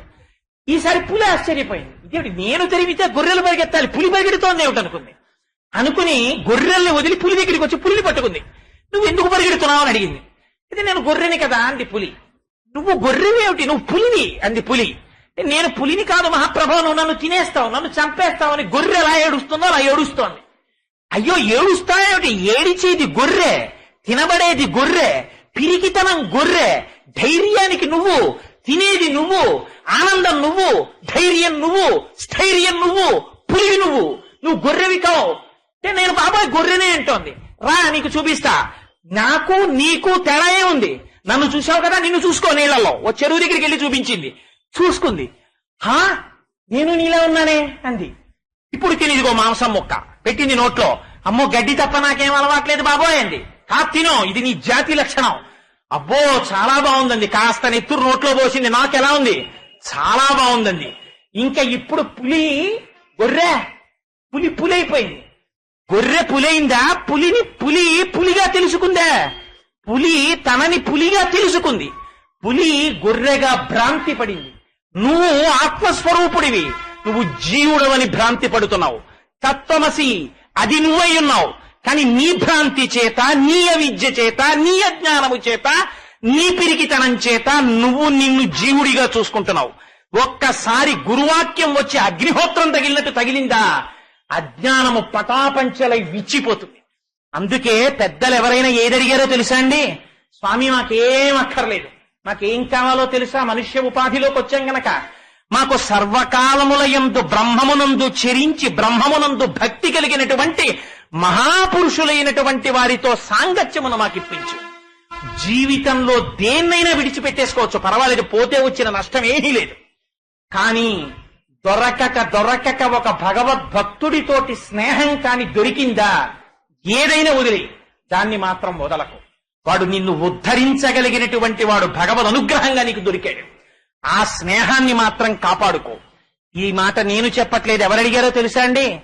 భాగవతంలో దశమస్కందంలో మాలాకారుడని ఉన్నాడు మహానుభావుడు. ఆ మాలాకారుడింటికి, సుదాముడింటికి భగవానుడు కృష్ణుడు బలరాముడితో కలిసి తనంత తానుగా వెళ్ళాడు. వెళ్ళి, సుదామా నాకు పూలమాలలు ఇస్తావా అన్నాడు. చేసేది ఎవరికి సేవ చేస్తున్నాడు? కంసుడికి సేవ చేస్తున్నాడు. మాలలు అల్లేది ఎవరికి అల్లుతున్నాడు? కంసుడికి అల్లుతున్నాడు. ఉన్నది ఎవరి రాజ్యంలో ఉన్నాడు? కంసుడి రాజ్యంలో ఉన్నాడు. కానీ లోపలెవరిని ఆరాధిస్తున్నాడు? భగవానుణ్ణి ఆరాధిస్తున్నాడు. నువ్వు మనస్సుకి కట్టుబడి ఉండొచ్చు, సంసారమునందు ఉండొచ్చు, కానీ భగవంతుడికి నువ్వు నిజాయితీతో విధేయుడవై ఉండిన నాడు నీకు భయం ఎక్కడుంది? కృష్ణుడు వచ్చి కూర్చున్నాడు, నాకు తెలుసు నువ్వు పరాత్పరుడవు అన్నాడు. అని ఆయన మెడలో పుష్పహారములు వేసి ఆయన పాదముల మీద పుష్పములుంచి పొంగిపోయాడు. కృష్ణుడు అన్నాడు, సుదామా నీకేం కావాలో కోరుకో అన్నాడు.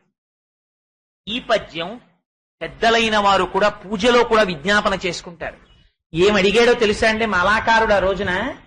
నాకు వంశమి, నాకు పిల్లల్ని, నాకు ఐశ్వర్యమి, నాకు 12 బంగళాలి, నాకు పెద్ద ఉద్యోగమి ఇవడగలేదు. నాకు కావలసింది ఏమిటో తెలుసా తండ్రి?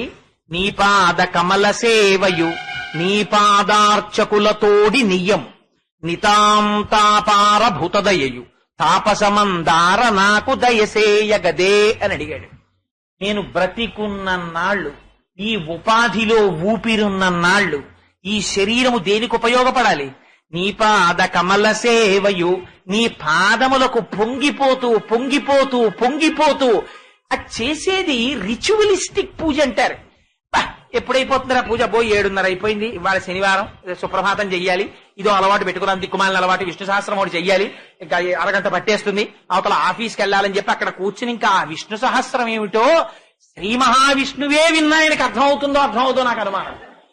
విశ్వం అన్న మాట ఒకటే మనకు అర్థమవుతుంది. విశ్వం విష్ణు పుష్కారభూత భవ్యభద్రవం. మళ్లీ వాడు ఊపిరి తీసేటప్పటికి 2 నిమిషాల్లో మనం ఆరిగరి సాంగీ శంకీ చక్రీ శ్రీమానారాయణ విష్ణువాసు ఏవో భ్రష్టం.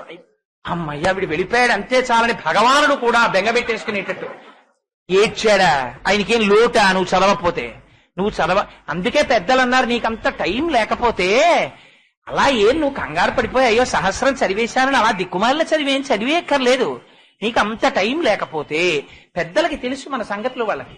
అందుకని మనకి ఎలా క్లాసుల్లో అన్ని క్వశ్చన్లు చదువుకోలేని వాడికి కొన్ని పాఠాలు చదువుకోవడం, అన్ని పాఠాలు చదవలేని వాడికి కొన్ని క్వశ్చన్లు చదువుకోవడం, అన్ని క్వశ్చన్లు చదవలేని వాడికి గెస్ క్వశ్చన్లు చదువుకోవడం, అవి చదువుకోలేని వాడికి బిట్ పేపర్లో ఆన్సర్ చేసుకోవడం, అది లేని వాడికి ఇన్విజిలేటరే చెప్పుకోవడం, ఇంకా చేత కాకపోతే ప్రభుత్వం మోడరేషన్ ఇచ్చుకోవడం, ఇంకా కాకపోతే ఇన్స్టెంట్ పెట్టుకోవడం, ప్రభుత్వ గిఫ్ట్ గా అందరినీ పాస్ చేసేయడం. ఇలా వచ్చినట్టే భగవానుడు కూడా పాపం ఎన్ని బైపాసులు ఇచ్చాడో. శ్రీరామ రామ రామే తిరమే రామే మనోరమే సహస్రనామ తత్తుల్యం రామనామ వరాననే.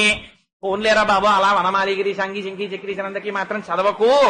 శ్రీరామ శ్రీరామ శ్రీరామ అని భక్తితో అనరా. నువ్వు ఏది చేసినా భక్తితో చెయ్యి. నీ పాద కమల సేవయు అంటే పట్టుకెళ్లి గవ్వ 2 పువ్వులు ఆయన పాదాల మీద ఇలా విసిరి పారేయమనే. శంకరాచార్యులు వారు సౌందర్యలహరిలో వర్ణిస్తారు నిజంగా సేవ చేయడం అంటే ఏమిటో, పూజ చేయడం అంటే ఏమిటో. ఎక్కడ శంకరులండి, జగద్గురువులు, సాక్షాత్తు శంకరుడు. ఆయన అంటారు, కదా కాలే మాత కదయ కలిత లక్తకరసం పిబేయం విద్యార్థి తవ చరణ నిర్ణేజన జలం ప్రకృత్యా మూకానామపి చ కవిత కరణతయా అని. అమ్మా, పిబేయం విద్యార్థి, నేను ఎప్పుడు తాగుతానమ్మా నీళ్లు? నేను బంగారు పాత్ర పట్టుకొచ్చి నీ పాదాల కింద పెట్టి ఆ పాదాల మీద నేనేమో నీళ్లు పోసి నీ పాదములు రెండింటినీ కడిగితే ఆ పాదములకు ఉన్నటువంటి పసుపు లత్తుక నీళ్లల్లో కడిగితే దివ్యమైనటువంటి పరిమళంతో ఆ నీళ్లు సుగంధము వెదజల్లుతుంటే ఆ బంగారు పాత్రని అక్కడ పెట్టి అందులోంచి ఉద్ధరిణితో కాసిని నీళ్లు తీసుకుని కుడి చేతిలో పోసుకుని ఇవి మా అమ్మ చరణోదకమని చెప్పి కన్నులకద్దుకుని సువాసనలు గుబాళించేటటువంటి ఆ నీటిని మనసారా నేను ఇప్పుడు లోపలికి పుచ్చుకుంటానమ్మా, నేను ఇప్పుడు కడుగుతానమ్మా నీ కాళ్లలాగా. పిబేయం విద్యార్థి తవచరణ నిర్ణేజన జలం, ఒక విద్యార్థి తాగినట్టు నేను ఎప్పుడు తాగుతానమ్మా నీ పాదముల నుంచి వచ్చిన నీళ్లని. అమ్మా, ప్రకృత్యా మూకానామపి చ కవిత కరణతయ, ఆ నీళ్లు తాగితే మూగివాడైనటువంటి వాడికి కూడా అమ్మ మాటలు వచ్చేస్తాయి కదమ్మా. ఎవరి కోసం? శంకరాచార్యుల వారికి చేత కాక అలా నిజంగా అమ్మవారి పాదసేవ చెయ్యడం మహానుభావుడికి, మన కోసమని. అందుకే సౌందర్యలహరిలో ఉన్న గొప్పతనం ఏమిటో తెలుసా అండి? శంకరులు సౌందర్యలహరిలో చేసిన శ్లోకాలలో ఎక్కడా కూడా నేను అని కాని ఇది శంకరాచార్య కృతం అని కాని అనలేదు. ఎక్కడ చెప్పినా దాద్రాఘీయస్యాదరదళిత నీలోత్పలరుచ దవీయాంసం దీనం స్నపయ కృపయా మాం అపిరుచే, మామపిరుచే. అమ్మా, నన్ను కూడా మీరు చెప్పండి ఆ శ్లోకం ఏమవుతుంది? మిమ్మల్ని కూడా. ఎవరు చదువుకుంటే వాళ్ళకే ప్రార్థనా శ్లోకం అని. అలా ఆ శ్లోకాలు, అది జగద్గురువుల భిక్ష ఈ జాతికి. శంకరాచార్యుల వారి పాదములు పట్టి నమస్కరించని వాడు భారతదేశంలో కృతజ్ఞుడు. ఎందుకని? జగద్గురువులై ఎంత భిక్ష పెట్టారండి ఈ దేశంలో, ఎంత సాహిత్యం ఇచ్చారండి మహానుభావుడు, ఎంత మార్గం చూపించారండి. అందుకని మాలాకారుడు అంటాడు, నీ పాద కమల సేవయు నీ పాదార్చకులతోడి నియ్యం. నాకేం కావాలో తెలుసా స్వామి? నిరంతరము నీ పాదములు పట్టి అర్చించేటటువంటి స్వభావము కలిగినటువంటి వారెవరున్నారో, అలా అర్చన చేసి పొంగిపోయేటటువంటి మనస్సున్న వారెవరున్నారో అటువంటి వాళ్ళతో నాకు స్నేహాన్ని కూర్చవయ్యా. ఎందుకని? వాళ్ళేం చేస్తున్నారో అది నాకు చెయ్య బుద్ధేస్తుంది. అందుకని నీ పాదార్చకులతోడి నెయ్యము నితాంతాపార భూతదయలు, సమస్త ప్రాణికోటిలో భగవానుణ్ణి చూడగలిగినటువంటి దయ. తపసమందార నాకు దయసేయగదే, స్వామి నాకు అది ఇవ్వవా అని అడిగాడు. అందుకని శంకరులు అంటారు, సత్సంగత్వే. కాబట్టి అటువంటి సత్పురుషులతోడి సంగము, సత్తుతోడి సంగము, అటువంటి వారి మాటలు వింటే ఏమవుతుంది? నిస్సంగత్వం. సంగము పోతుంది. దేనితో సంగము పోతుంది? ఇప్పటి వరకు దేనితో ఉందో అది పోతుంది. దేనితో పెట్టుకున్నావో దాంతో నిలబడుతుంది. దానితో పెట్టుకున్న సంబంధము ఉత్కృష్టమైన పదానికి తీసుకెడుతుంది. ఇప్పటి వరకు పెట్టుకున్న సంబంధము అధపాతాళానికి తీసుకెడుతుంది. ఇప్పటి వరకు దేంతో పెట్టుకున్నావు?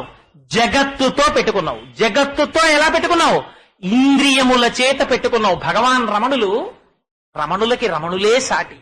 అద్భుతమైన మాట ఒకటి చెప్తుండేవారు. అద్దె కొంపలో ఉన్నవాడిలా ఇంట్లోంచి బయలుదేరి ఉద్యోగానికి వెళ్ళిన వాడు సాయంకాలం ఇంటికి వచ్చినట్టు ఆఫీస్కి ఎందుకు వెళ్తాం? సాయంకాలం ఇంటికి వచ్చేయడానికి. అంతేగాని ఇంకా ఆఫీస్కి వెళ్ళిపోయి అలా ఉండిపోవడానికి వెళ్ళిపోతాం ఏంటి? అలా ఏం వెళ్ళిపోం. పెళ్లిలో కాశీకి వెళ్తున్నానని చెప్పేది కూడా అమ్మాయిని పెళ్లి చేసుకుని గృహస్థాశ్రమంలోకి వచ్చేయడానికే కదా ఇవాళ. అలా ఎక్కడికి వెళ్ళినా ఊరు వెళ్తాడు ఎందుకు వెళ్తాడు? పని చూసుకుని ఇంటికి వచ్చేయడానికి. ఆఫీస్కి వెళ్తాడు ఎందుకు వెళ్తాడు? ఇంటికి వచ్చేయడానికి. సినిమాకి ఎందుకు వెళ్తాడు? ఇంటికి వచ్చేయడానికి. ఎక్కడికి వెళ్ళినా ఎందుకు వెళ్తాడు? మళ్ళీ ఇంటికి వచ్చేయడానికి. అలా ఇంద్రియాలన్నీ ఏం చేస్తాయి? జాగృతిలో ఇంద్రియాలన్నీ లేస్తాయి. లేచి ఏం చేస్తాయి? జగత్తుతోడి సంబంధాన్ని పెట్టుకుంటాయి. సుఖాన్నితే సుఖాన్నితే సుఖాన్నితే అని మనస్సు ఒక్కొక్క ఇంద్రియాన్ని అడ్డు పెట్టుకుని రకరకాల సుఖాలను అడుగుతుంది. ఇవన్నీ గ్రామ్య సుఖాలు. కంటి చూపు చేత కొన్ని సుఖాల్ని కోరుకుని అనుభవిస్తుంది, ఇసుగెత్తుతుంది. ఈ ఇంద్రియాన్ని ఆపుతుంది కాసేపు. చెవితో కొన్ని సుఖాలను అనుభవిస్తుంది, విసుగెత్తుతుంది. వాసనతో కొన్ని సుఖాలను అనుభవిస్తుంది, విసుగెత్తుతుంది. నాలుకతో కొన్ని సుఖాలను అనుభవిస్తుంది, విసుగెత్తుతుంది. ఆ తరువాత స్పర్శేంద్రియంతో కొన్ని సుఖాలను అనుభవిస్తుంది, విసుగెత్తుతుంది, మారుస్తుంది. ఇంద్రియాలతో ఉండేటటువంటి సుఖాల్ని మార్చుకుంటూ ఉంటుంది. మార్చుకుంటూ జగత్తుతోటి సంబంధాన్ని పెట్టుకుని ఏం చేస్తూ ఉంటుంది? అనుభవించిన సుఖాన్నే అనుభవిస్తూ ఉంటుంది. అనుభవించి ఈ సుఖాలని చెప్పబడినటువంటి సుఖములేవి సుఖములు కావు, దుఃఖము యొక్క అభాసలు, దుఃఖము యొక్క నీడలు. అందుచేత చిట్ట చివరి ఎలా వెళ్ళిపోతాడు? దుఃఖముతోనే వెళ్ళిపోతాడు. అలా వెళ్ళిపోవడం ఇంద్రియములకు నీవు లొంగి ఉండడము చేత. అందుకని ఇప్పుడు ఏం చేస్తావు? ఆ ఇంద్రియములు వెనక్కి తిరుగుతాయి. ఎలా తిరుగుతాయి? మామూలుగా తిరగమంటే తిరగవవి. కన్ను చూడకూడని దాన్ని చూడడమే అలవాటుగా పెట్టుకుంటుంది, చెవు వినకూడని దాన్ని వినడమే అలవాటు చేసుకుంటుంది. ఎందుకంటే లోపల మనస్సు అలా అలవాటు పడింది. ఇప్పుడేమైంది? ఆ మనస్సు తిరగబడింది. ఎందుకని? కొట్టడం వచ్చిన వాడు వచ్చాడు ఇన్నాళ్ళకి. తాబేల్ని పట్టుకుని మీరు దెప్ప మీద ఎంత కొట్టండి, ఆ తాబేలు మరణిస్తుందా? మరణించదు. తెలిసిన్నవాడు వచ్చాడు, వాడు ఏం చేస్తాడు? ఆ తాబేల్ని తిరగేస్తాడు. తిరగేసో దెబ్బ కొడతాడు, ఏమవుతుంది? చచ్చిపోతుంది. అందుకని ఇప్పటి వరకు మనహ మనహ మనహ మనహ మనస్సు తృప్తి పడిపోతుంది అమ్మయ్యా అని చెప్పి మీరు మనస్సు కోరుకున్నవన్నీ పట్టుకొచ్చి ఎన్నింటిని ఇచ్చేయండి. జగత్తుతో పెట్టుకున్న సంబంధంతో మీరు ఎన్ని రకాల సుఖాల్ని తీసుకొచ్చి మనస్సుకు పోసేసేయండి. అగ్నిహోత్రంలో నెయ్యి పోసి చల్లార్చినట్టే. దూర్జటి తల కొట్టుకుని గుండెలు బాదుకుని ఏడ్చాడు కాళహస్తీశ్వర శతకంలో. రోషీరో ఎదుకామిని జనుల తారుణ్యో రుసౌఖ్యంబులన్ బాసీబాయదు పుత్రమిత్రధన సంపద్భ్రాంతి వాంఛాలతల్ కోశీ కోయదు నామనంబకత నీకున్ ప్రీతిగా సత్క్రియల్ చేసి చేయదు దీని త్రుళ్ళనచవే శ్రీకాళహస్తీశ్వర అంటాడు. ఈ ఇంద్రియములు వెనక్కి తిరిగి మనస్సులోకి లయమై, ఆ మనస్సులోకి లయమైనటువంటి ఇంద్రియములు ఆ మనస్సు సత్వగుణంతో ప్రచోదనం చేయబడి సత్పురుషుల యొక్క వాక్కులు వినడం చేత ఆ ఇంద్రియముల యొక్క స్థితి జగత్తుతోటి సంగము భగవంతుడితోటికి మారిందనుకోండి. కేవలము మనస్సే బంధమునకు కాని మోక్షమునకు కాని కారణమవుతుంది. ఇప్పుడు ఆ ఇంద్రియములు ఎటు తిరుగుతాయి? భగవంతుడి వైపుకి తిరుగుతాయి. ఇప్పుడు ఏమంటాడు? నీ పద్యావళులకించు చెవులున్ నిన్నాడు వాక్యంబులన్ నీ పేరన్ పనిచేయు హస్తయుగమున్ నీ మూర్తిపై చూపులున్ నీ పాదంబుల పొంత మృక్కు శిరముల్ నీ సేవపై చిత్తముల్ నీపై బుద్ధులు మాకు నిమ్ము కరుణం నీ రజపత్రేక్షణ అంటాడు. ఇదే ప్రహ్లాదుడు అద్భుతంగా చెప్తాడు. కమలాక్షునర్చించు కర్రములు కర్రములు శ్రీనాథు వర్ణించు జింహ జింహ సురరక్షకుని చూచు చూట్కులు చూట్కులు శేషసాయికి మృక్కు శిరము శిరము విష్ణునాకర్ణించు వీనులు వీనులు మధువైరిద విలిన మనము మనము భగవంతు వలగును పదములు పదములు పురుషోత్తముని మీది బుద్ధి బుద్ధి దేవదేవుని చింతించు దినము దినము చక్రహస్తుని ప్రకటించు చదువు చదువు కుంభినీదవు చెప్పెడి గురుడు గురుడు తండ్రి హరిజేరుమని ఎడి తండ్రి తండ్రి. చంద్రశేఖర పరమాచార్యుల వారు లలితా సహస్రనామ స్తోత్రం గురించి ఒక ఉపన్యాసం చేస్తూ ఒక అద్భుతమైనటువంటి మాట ఒకటి మాట్లాడారు. ఈ సత్సంగత్తే నిస్సంగత్వం అన్న మాటని అనుసంధానం చేస్తూ ఒక చోట తమిళంలో చేసిన ప్రసంగాన్ని భవన్స్ వాళ్ళు ఇంగ్లీష్ లోకి ట్రాన్స్లేట్ చేశారు. దాన్ని ఆయన ఎంత గొప్పగా అనుసంధానం చేశారంటే అందులో ఆయన అంటారు, లలితా సహస్రనామ స్తోత్రంలో ఆరాధన చేయబడినటువంటి భగవంతుని యొక్క స్వరూపము స్త్రీ స్వరూపంగా కదా. అంటే భగవంతుడు నిజంగా స్త్రీయా పురుషుడా? స్త్రీ పురుష నపుంసక మూర్తియును కాక తిరియక్ అమర నరాది మూర్తియును కాక కర్మ గుణభేద సరసత్రకాశి కాక వెనుక నన్నియుతానగు విభుతలంతు. అమ్మవారిగా ఉపాసన చేయబడినప్పుడు ఉపాసన లేదా పూజ కేశాది పాదాది పర్యంతం కదా నడవాలి. తల దగ్గర నుంచి పాదముల వరకు వర్ణన చెయ్యాలి. కానీ వ్యాస భగవానుడు అలా చెయ్యలేదు. లలితాదేవి యొక్క ఆవిర్భావాన్ని వర్ణించేటప్పుడు ఏమని వర్ణించారు? మీరందరూ చాలా మంది లలితా సహస్రం చదువుతారు కదా. శ్రీమాత, శ్రీ మహారాజ్ఞి, శ్రీమత్ సింహాసనేశ్వరి, చిదగ్నికుండ సంభూత, దేవకార్య సముద్యత, ఉద్యద్భాను సహస్రాభ, చతుర్బాహు సమన్విత. ఉద్యద్భాను సహస్రాభ వరకు చెప్పి మొట్టమొదట దేని దర్శనం చేయించారు? చతుర్బాహు సమన్విత, 4 చేతులలోనూ పట్టుకున్న ఆయుధములను దర్శనం చేయించారు. రాగస్వరూప పాశాఢ్య క్రోధాకార అంకుశోజ్వల మనోరూపేక్షుకోదండ పంచతన్మాత్రసాయక. అదేమిటి? మొట్టమొదట తలని చెప్పాలి, కబరీబంధాన్ని చెప్పాలి, కానీ అది మానేసి ఆయుధములను ఎందుకు దర్శనము వ్యాసుడు చేయించాడు అన్న దాని మీద మహానుభావుడు చంద్రశేఖర పరమాచార్యుల వారు తనదైన శైలిలో ఒక అద్భుతమైన వ్యాఖ్యానం చేశారు. ఆయన అంటారు, మొట్టమొదట రాగము మారాలి. ఇప్పటి వరకు లోకము పట్ల ఉన్నటువంటి అనురాగము, రాగము బంధహేతువు. అది ఎటువైపుకి మారాలి? భగవంతుడి వైపుకి తిరగాలి. తిరిగి దేని పట్టుకోవాలి? తమకంబొప్ప పరాంగనాజనుల పరద్రవ్యంబులం రుచిలింగ మహోద్యోగము చేయునే మనము దానింపట్టి వైరాగ్య పాశంబులం చుట్టి బిగించి నీ చరణస్తంభంబులం కట్టివైచి ముదంబెన్నడు కల్గజేయ కదవో శ్రీకాళహస్తీశ్వర. సదా మొహాటవ్యాం చరతి యువతీనాం కుచగిరౌనట త్యాశాఖా స్వటతి జడితి స్వైరమహిత కపాలిన్ భిక్షో మే హృదయగతి మత్యంత చపలం దృఢా భక్త్యా బధ్యావా శివభవదధీనం కురు విభో అంటారు శంకరులు. ఆయన పాదముల వైపుకి తిరగాలి. అదొక్కటి తిరిగిందా, తిరిగితే నీకు వెంటనే ఏమిటి కనబడతాయి? రాగస్వరూప పాశాఢ్య. ఇదటి తిరిగితే క్రోధాకార అంకుశోజ్వల మనోరూపేక్షుకోదండ.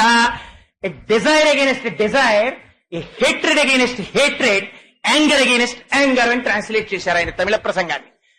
కోపము మీది కోపము, ద్వేషము మీద ద్వేషము, కోరిక పట్ల విముఖత కలిగిన కోరికగా మారుస్తుందట అమ్మవారు. ఇప్పుడు ఏమైంది? ఛీ, రెండుగా చూసి ద్వేషించాను. రామకృష్ణ పరమహంసకి పరమహంసే సాటి. నాకు ఇవాళ ఎందుకో ఎక్కువ రామకృష్ణ పరమహంస జ్ఞాపకానికి వస్తున్నారు. సభలో ఎక్కడన్నా తిమ్మాజీరావు గారు ఉంటే పొంగిపోతారు. ఎందుకంటే రామకృష్ణ మిషన్ కి మహానుభావుడు అంత సేవ చేస్తున్నారు కదా. రామకృష్ణ పరమహంస అంటుంటారు, నీటి ప్రవాహంలోకి తీసుకొచ్చి ఒక కర్రను అడ్డు పెట్టారనుకోండి, కర్ర నీటిని రెండుగా చూపిస్తుంది. అంటే నీరు రెండయిందా? కర్ర ఎత్తేయండి, నీరెప్పుడు ఒకటి. ఒకటిగా ఉన్న నీటిని రెండుగా చూపించిన అడ్డుపడిన కర్రలా నీలో ఉన్న అజ్ఞానమే ఒకటైన భగవానుండి రెండుగా చూపిస్తోంది. లోకమని నువ్వని ఆ అహంకారం అనే కర్ర పైకెత్తి అంతా ఉన్నది ఒకటే పదార్థము, సత్పదార్థం ఒక్కటే ఉంది. మళ్ళీ తత్వమశీలోకి వచ్చేస్తావు. ఆ అహంకారం తీయడం నేర్చుకో. ఇలా అన్నావా కప్ప పడిపోతుంది తాళం, ఇలా అన్నావా తాళం తెరుచుకుంటుంది. ఇది రావాలి, ఇది వచ్చిందా తలుపు తెరుచుకుంటుంది. ఇది రాలేదా ఎంత ఇటు తిప్పు తలుపు వేసుకునే ఉంటుంది. ఆ తిప్పడంలో ఉంది. ఆ తిప్పనంత కాలం గడి అడ్డుపడుతుంది. భిజ్యతే హృదయ గ్రంథి చింద్యంతే సర్వసంశయా క్షీయంతే చాస్యకర్మాణి తస్మిన్ దృష్టే పరావరే అంటుంది ఉపనిషత్తు. సరే, అందుచేత చంద్రశేఖరులు అంటారు, ఒకసారి కోపము మీద కోపము. ఏమిటి కోపం? ఎక్కడి నుంచి వస్తోంది? నన్ను ఎందుకు పశువుగా మారుస్తోంది? ఎవరి కోపం అని కోపం మీద కోపగించుకున్నాడా ఉత్తమమైన స్థితికి వెళ్ళిపోతున్నాడు. ద్వేషము పట్ల ద్వేషము రెండుగా నాకు ఎందుకు కనపడుతోంది? లోకం ఉన్నది ఒకటే పదార్థం, అంతటా నీది, నేను తప్ప వేరొకటి లేదు. నిండి నిబిడీకృతం అయిపోయిన రమణుల దగ్గరికి వెళ్ళి ఎవరైనా భగవాన్ మీకు ప్రదక్షిణం చేస్తామంటే రమణులు అనేవారు, ఇప్పుడు మీరు నాకు ప్రదక్షిణం చేస్తారా, అది ఎలా కుదురుతుందనేవారు. అంటే వినేవాడికి ఏమిటి అలా అంటారేమిటి అనిపించేది. రెండు ఉంటే కదా ఆ ప్రదక్షిణానికి. చంద్రశేఖర పరమాచార్యులు వారు తిరువణ్ణామలలో అరుణాచలంలో రమణ మహర్షి ఆశ్రమం ముందు నుంచి ప్రదక్షిణం చేసుకుంటూ వెళ్ళిపోతున్నారు. ఓసారి అక్కడ ఇలా లోపలికి చూశారు ఆయన. ఎందుకని ఆయనకి ఆశ్రమ నియమాలు ఉంటాయి. పీఠాధిపతి కనుక లోపలికి వెళ్ళకూడదు ఆహ్వానం లేకపోతే. రమణులకు రెండు లేవు కాబట్టి లోపలే కూర్చున్నారు. గిరి ప్రదక్షిణం చేసి చంద్రశేఖర్లు వెళ్ళిపోయారు. పరిగెత్తుకుంటూ భక్తులందరూ నాబోటి అమాయకులు వెర్రి వాళ్ళు ఏదో ఒకటి అడగవలసిన వాళ్ళు ఉంటారు కదా, వాళ్ళు పరిగెత్తుకుంటూ రమణుల దగ్గరికి వెళ్ళారు. భగవాన్ చంద్రశేఖరుల్ని చూడడానికి మీరు బయటికి రాలేదేం, చంద్రశేఖరులు ప్రదక్షిణం చేస్తూ వెళ్ళారన్నారు. చంద్రశేఖరులు ఒకటి రమణులు ఒకటి అని రెండున్నాయా అన్నారు రమణులు. అది జ్ఞాని యొక్క స్థితి. వాళ్ళకి ఎప్పుడు ఒకటి కనబడుతుంది. మన అదృష్టం ఎప్పుడు రెండు, అంతకన్నా ఎక్కువ మనకు కనబడతాయి. అందుచేత పరమాచార్యులు వారు అంటారు, ఎప్పుడైతే ఒకసారి కోపము పట్ల కోపము, ద్వేషము మీద ద్వేషము కలిగాయో అప్పుడేమవుతుంది? కోడింగ్ అంటారు. అంకుశం పట్టుకుని నిరంతరం చూసుకుంటుంటాడు. ఇది అమ్మవారి చేతిలో అంకుశం.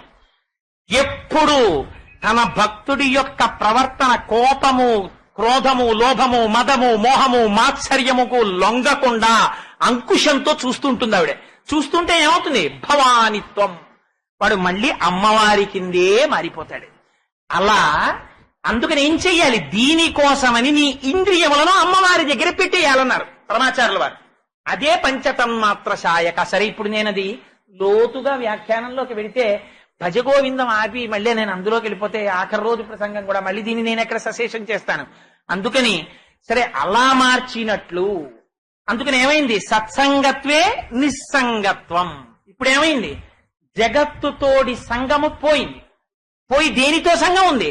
లోపల ఎప్పుడూ ఉండే పదార్థము తోడి సంగం ఏర్పడింది. ఎప్పుడైతే దానితో సంగం వచ్చిందో నిస్సంగత్వే నిర్మోహత్వం. ఇప్పటి వరకు ఏదుంది? అజ్ఞానం ఉంది. ఇది వ్యాఖ్యానంలో కూడా ఒక అందమైన మాట అన్నారు.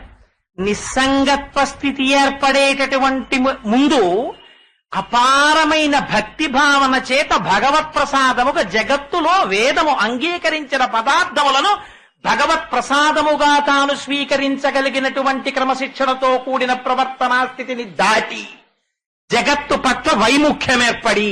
ఎందుకని? విషం ఉంది, మనం పుచ్చుకున్నాం అనుకోండి చచ్చిపోతాం. విషం వైద్యుడు తీసుకున్నాడు అనుకోండి, తీసుకుని దాన్ని శుద్ధి చేసి మనకి ఇచ్చాడు అనుకోండి, తగిన అనుపానంలో మందైపోతుంది, రోగాన్ని తగ్గించేస్తుంది. పూతన ఏం చేసింది? కృష్ణ పరమాత్మకి విషం ఇచ్చింది చంపుదామని. తాగిన వాడెవరికి ఇచ్చింది? తెలిసిచ్చిందో తెలియకిచ్చిందో ఎవరికిచ్చింది? పరమేశ్వరుడికి ఇచ్చింది. ఆయన ఏం చేశాడు? విషధర రిపు గమనునికి విషగలసకు నినికి విమల విషసయనునికి విషభవ జనకునికి విషకుచను విషము కొనుట విషమే తలపన్ అన్నారు పోతన గారు. ఒక పెద్ద లెక్క తాగేశాడు ఆయన. ఆయన తాగడం కూడా ఎంత హేళ! మేల్కొన్న తెరగొన్న మెల్లన కనువిచ్చి క్రీగంట చూచుచు గిదిసి నీల్గి ఆవులించుచు చేతులాకసంబున జాచి ఒదిగిలి యా కొన్న యోజనూది బిగుచన్ను కవకేళ కబళించి పీడించి గుక్క గుక్కకు గుటకు గుటకు మనుచు ఒక రెండు గుక్కలను విధ ప్రాణముల సైతము మేనిలో సత్వమెల్ల ప్రావ నదియును గుండెలు తల్లడిల్ల ఇతర బాలుర క్రియవాడ వివు కాదు చన్ను విడువుము విడువుము చాలుననుచు. అది పడిపోయి చచ్చిపోయినటువంటి శరీరాన్ని నందాదులందరూ వచ్చి రంపాలతో కోసి గొడ్డళ్లతో నరికి తీసుకెళ్లి కట్టెల మీద పెట్టి అగ్నిహోత్రంలో సంస్కారం చేసి ముక్కులకి గుడ్డలు అడ్డు పెట్టుకుని పరిగెత్తారు, ఎంత దుర్వాసన వస్తుందో అని. తీరా పూతన కాలిపోతుంటే రగిలి రగిలి పొగులు మగువ దేహము నుండి అగరు పరిమళముల పొగలు వెడలి దేహ కల్వశములు శ్రీహరి ముఖమున త్రావబడుట చేసి భూవరేణ్య. ఒక్కసారి ఇంద్రియములు వెనక్కి తిరిగాయా? నేననుభవిస్తున్నానన్నది మాని ఇదంతా భగవత్ ప్రసాదము భగవత్ ప్రసాదము భగవత్ ప్రసాదము అని వాడనుగ్రహంగా అన్నది మారుతుంది. అది గడ్డ కట్టిన భక్తిలా తయారవుతుంది. ఆ భక్తి చివరికి వెళ్ళిపోతుందన్నారంటే ఆ భక్తి చేత ఆ వస్తువు యందు కలిగినటువంటి నిరతిశయమైనటువంటి ప్రీతి జగత్తు వాడికి అవరోధంగా కనిపిస్తుంది. అటువంటి భక్తుడి దగ్గరికి వెళ్ళి వచ్చే నెలలో ఇంక్రిమెంట్ వస్తుందా అండి, నెక్స్ట్ వానలు బాగా కురుస్తాయా, పంటలు బాగా పండుతాయా అండి అని మీరు అడిగారు అనుకోండి, వాళ్ళకి అసహ్యం వేస్తుంది. రమణ మహర్షి ఆశ్రమంలో కూర్చుని కాళ్ళు జాపు కూర్చుంటే వచ్చి కాళ్ళు పడుతుండేవారు. ఏదో కాళ్ళు పడుతున్నారు కదా అని ఊరుకున్నారు.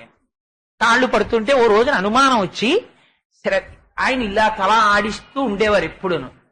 ఉంటే ఆ పక్కన మాట్లాడుకుంటున్న వాళ్ళ మాటలు విన్నారు.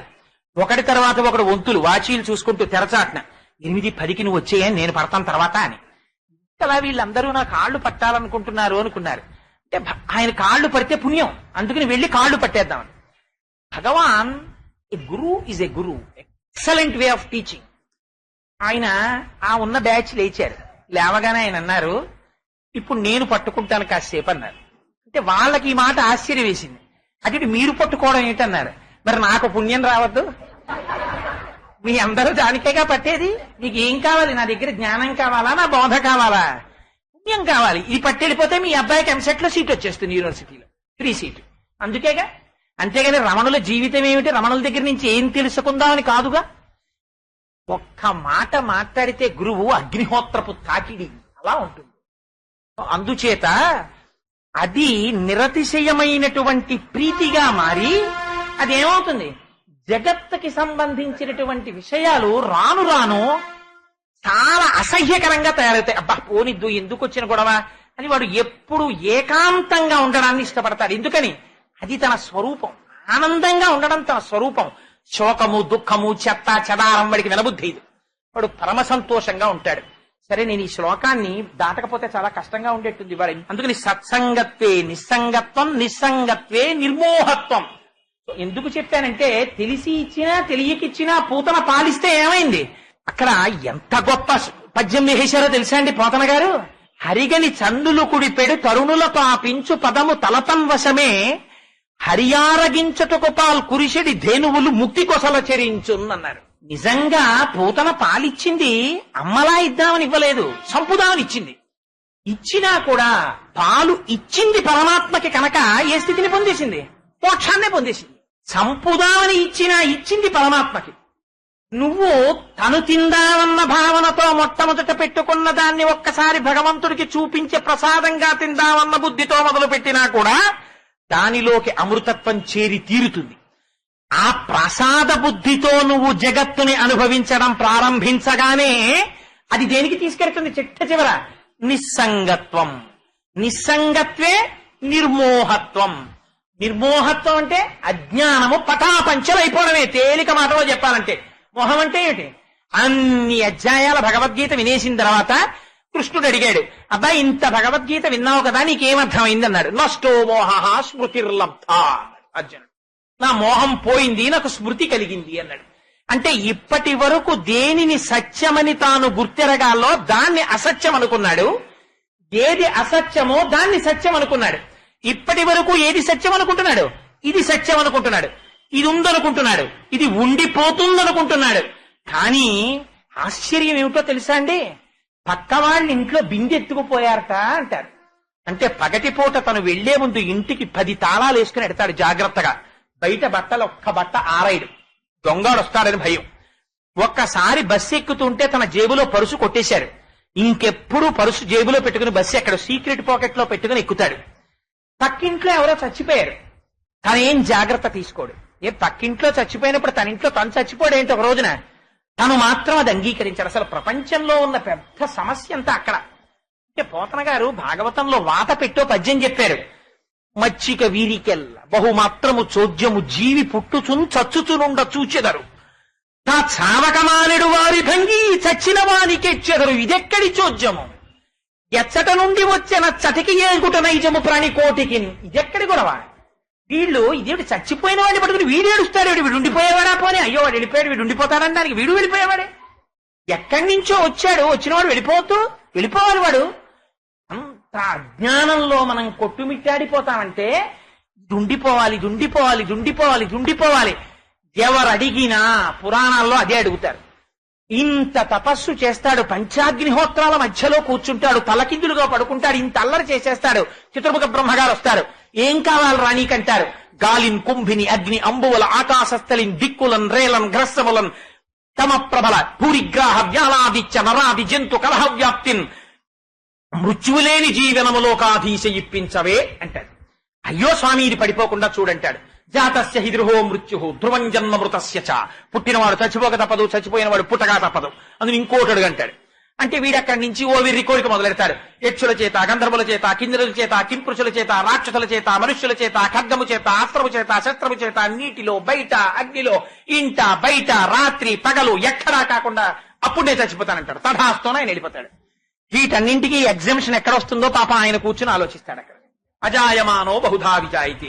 ఇంట్లో కాదు, బయట కాదు, గడప మీద, రాత్రి కాదు, పగలు కాదు, అసుర సంధ్య వేళ, అస్త్రం కాదు, శస్త్రం కాదు, గోళ్లతోటి, బయట కాదు, కింద కాదు, ఆకాశంలో కాదు, తొడల మీద పెట్టి గోళ్లతో చీల్చి అవతల బారేస్తాడు. ఎలా అయితే నేను చచ్చిపోలా?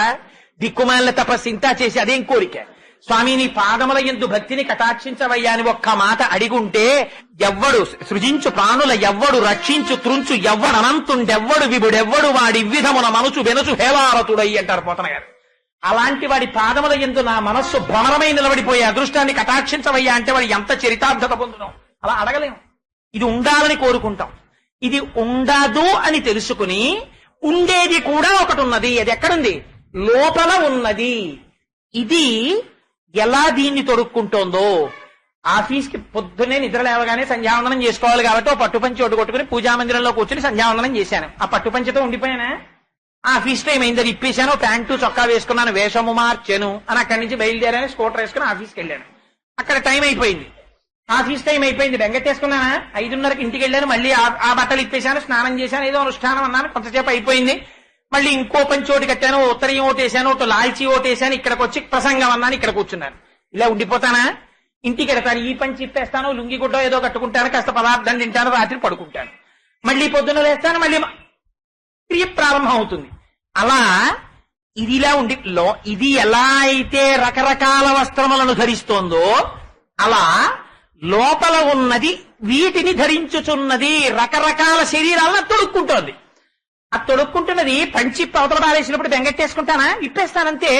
అలా నాటకం వేయడానికి ఎడతాడు, గొప్ప పాత్ర ఇచ్చారు, ఆ పాత్ర పోషిస్తూ ఉంటాడు, పొంగిపోతాడు తనకి తాను, ప్రేక్షకులందరూ పొంగిపోతారు, తను కూడా తాదాత్మ్యత పొందేస్తాడు, తానే హరిశ్చంద్రుడైపోయినట్టు అయిపోతాడు, పద్యాలు చెప్పేస్తాడు, అంతా అయిపోతుంది, నాటకం అయిపోతుంది. అయిపోయిన తర్వాత ఇంకా తాను హరిశ్చంద్రుడి కింద శ్మశానంలో ఉండిపోతాడా, ఇంటికి వెళ్ళిపోతాడు కోటేశ్వరరావుగా, అంతే. తను ధరించాడంతే. నాటకం అయిపోతే తను కోటేశ్వరరావు. ఆఫీస్కి వెళ్ళాడు ఎంప్లాయీ, మళ్ళీ ఇంటికి వచ్చేసాడు కోటేశ్వరరావు. సంధ్యావందనం చేశాడు ఒక సాధన చేస్తున్న భక్తుడు, మళ్ళీ వెనక్కి వచ్చేసాడు కోటేశ్వరరావు. ప్రవచనానికి వెళ్ళాడు, అక్కడ ప్రవచనం చేశాడు పీఠం మీద కూర్చుని, అయిపోయింది, ఇంటికి వచ్చేసాడు కోటేశ్వరరావు. అలా నువ్వు ఎన్ని వేషాలు వేయి, ఎన్ని పాత్రలు తొడుగు, ఎన్ని శరీరాలు ధరించు, లోపల ఉన్నది ఏదో అది నువ్వు. ఈ పైన వేసిన వేషాలు ఏవి నువ్వు కాదు, ఇవన్నీ మారిపోతుంటాయి. ఇది బాల్యాదిశ్యపి జాగ్రదాదిషు తదా సర్వాస్వస్థాస్యపి వ్యావృత్తా స్వనువర్తమానమహమిత్యంత స్ఫురంతం సదా స్వాత్మానం ప్రకటీకరోతి భజతాం యో భద్రయా ముద్రయా తస్మై శ్రీ గురుమూర్తయే నమజిదం శ్రీ దక్షిణామూర్తయే అంటారు శంకరులు. బాల్యమునందు అది ఉంది సాక్షిగా, కౌమారమునందు సాక్షి, యవ్వనమునందు సాక్షి, వార్ధక్యమునందు సాక్షి. బాల్యంలో నేను పిల్లాడిగా ఉన్నాను అని అది లోపల తెలుసుకుంటోంది, యవ్వనంలో శరీరం యవ్వనంలో ఉంది అని తెలుసుకుంటోంది, వార్ధక్యంలో అది వార్ధక్యములో ఉన్నది అని తెలుసుకుంటోంది. చిట్ట చివర ఇది వెళ్ళిపోతున్నప్పుడు కూడా అది మాత్రం సాక్షిగా ఉండి ఇది వెళ్ళిపోతోంది అన్నదాన్ని చూస్తుంటుంది. అలా వెళ్ళిపోతున్న దాన్నంతటినీ సాక్షిగా చూస్తున్నది నువ్వై ఉంటే అది నేను కాదని ఇది నేననే భ్రాంతిలో నువ్వు ఉండిపోవడం మోహం. ఆ సాక్షి నేనని తెలుసుకోవడం మోహం పోవడం, అజ్ఞానం పోయింది. ఎప్పుడైతే పోయిందో అది నేనని నువ్వు తెలుసుకున్నావా నిశ్చలతత్వం. ఎందుకని ఇప్పుడు నువ్వు తప్ప ఇంకొకటి లేదు, అన్నీ అంతే, అవే ఉన్నాయి. అందులోనే మిగిలినవన్నీ పుట్టాయి. ఆ మట్టిలోంచి మూకుడు పుట్టినట్టు, ఆ మట్టిలోంచి గిన్నె పుట్టినట్టు, ఆ మట్టిలోంచి కుండ పుట్టినట్టు, ఆ చైతన్యములోంచి ఇవన్నీ ఉన్నాయి. ఆ చైతన్యమే ఇన్ని రూపములుగా ఉంది. యథార్థమునకు అది మాయ, ఉన్నది చైతన్యం అన్న స్థితి వచ్చిందా నిర్మోహత్వే నిశ్చలతత్వం. ఇప్పుడు ఇంకా భయం ఎందుకు? దాని ఎప్పుడు ఉండేవాడిని భగవాన్ దగ్గరికి వెళ్ళి అడిగేవారు, రమణ మహర్షి దగ్గరికి. ఆయనకి సర్కోమా వచ్చింది, చేతి మీద పుండు పుట్టింది, అదొక విచిత్రమైన వ్యాధి. ఆ సర్కోమా గురించి రమణ మహర్షి జీవితంలో రాస్తూ ఒక మాట రాశారు.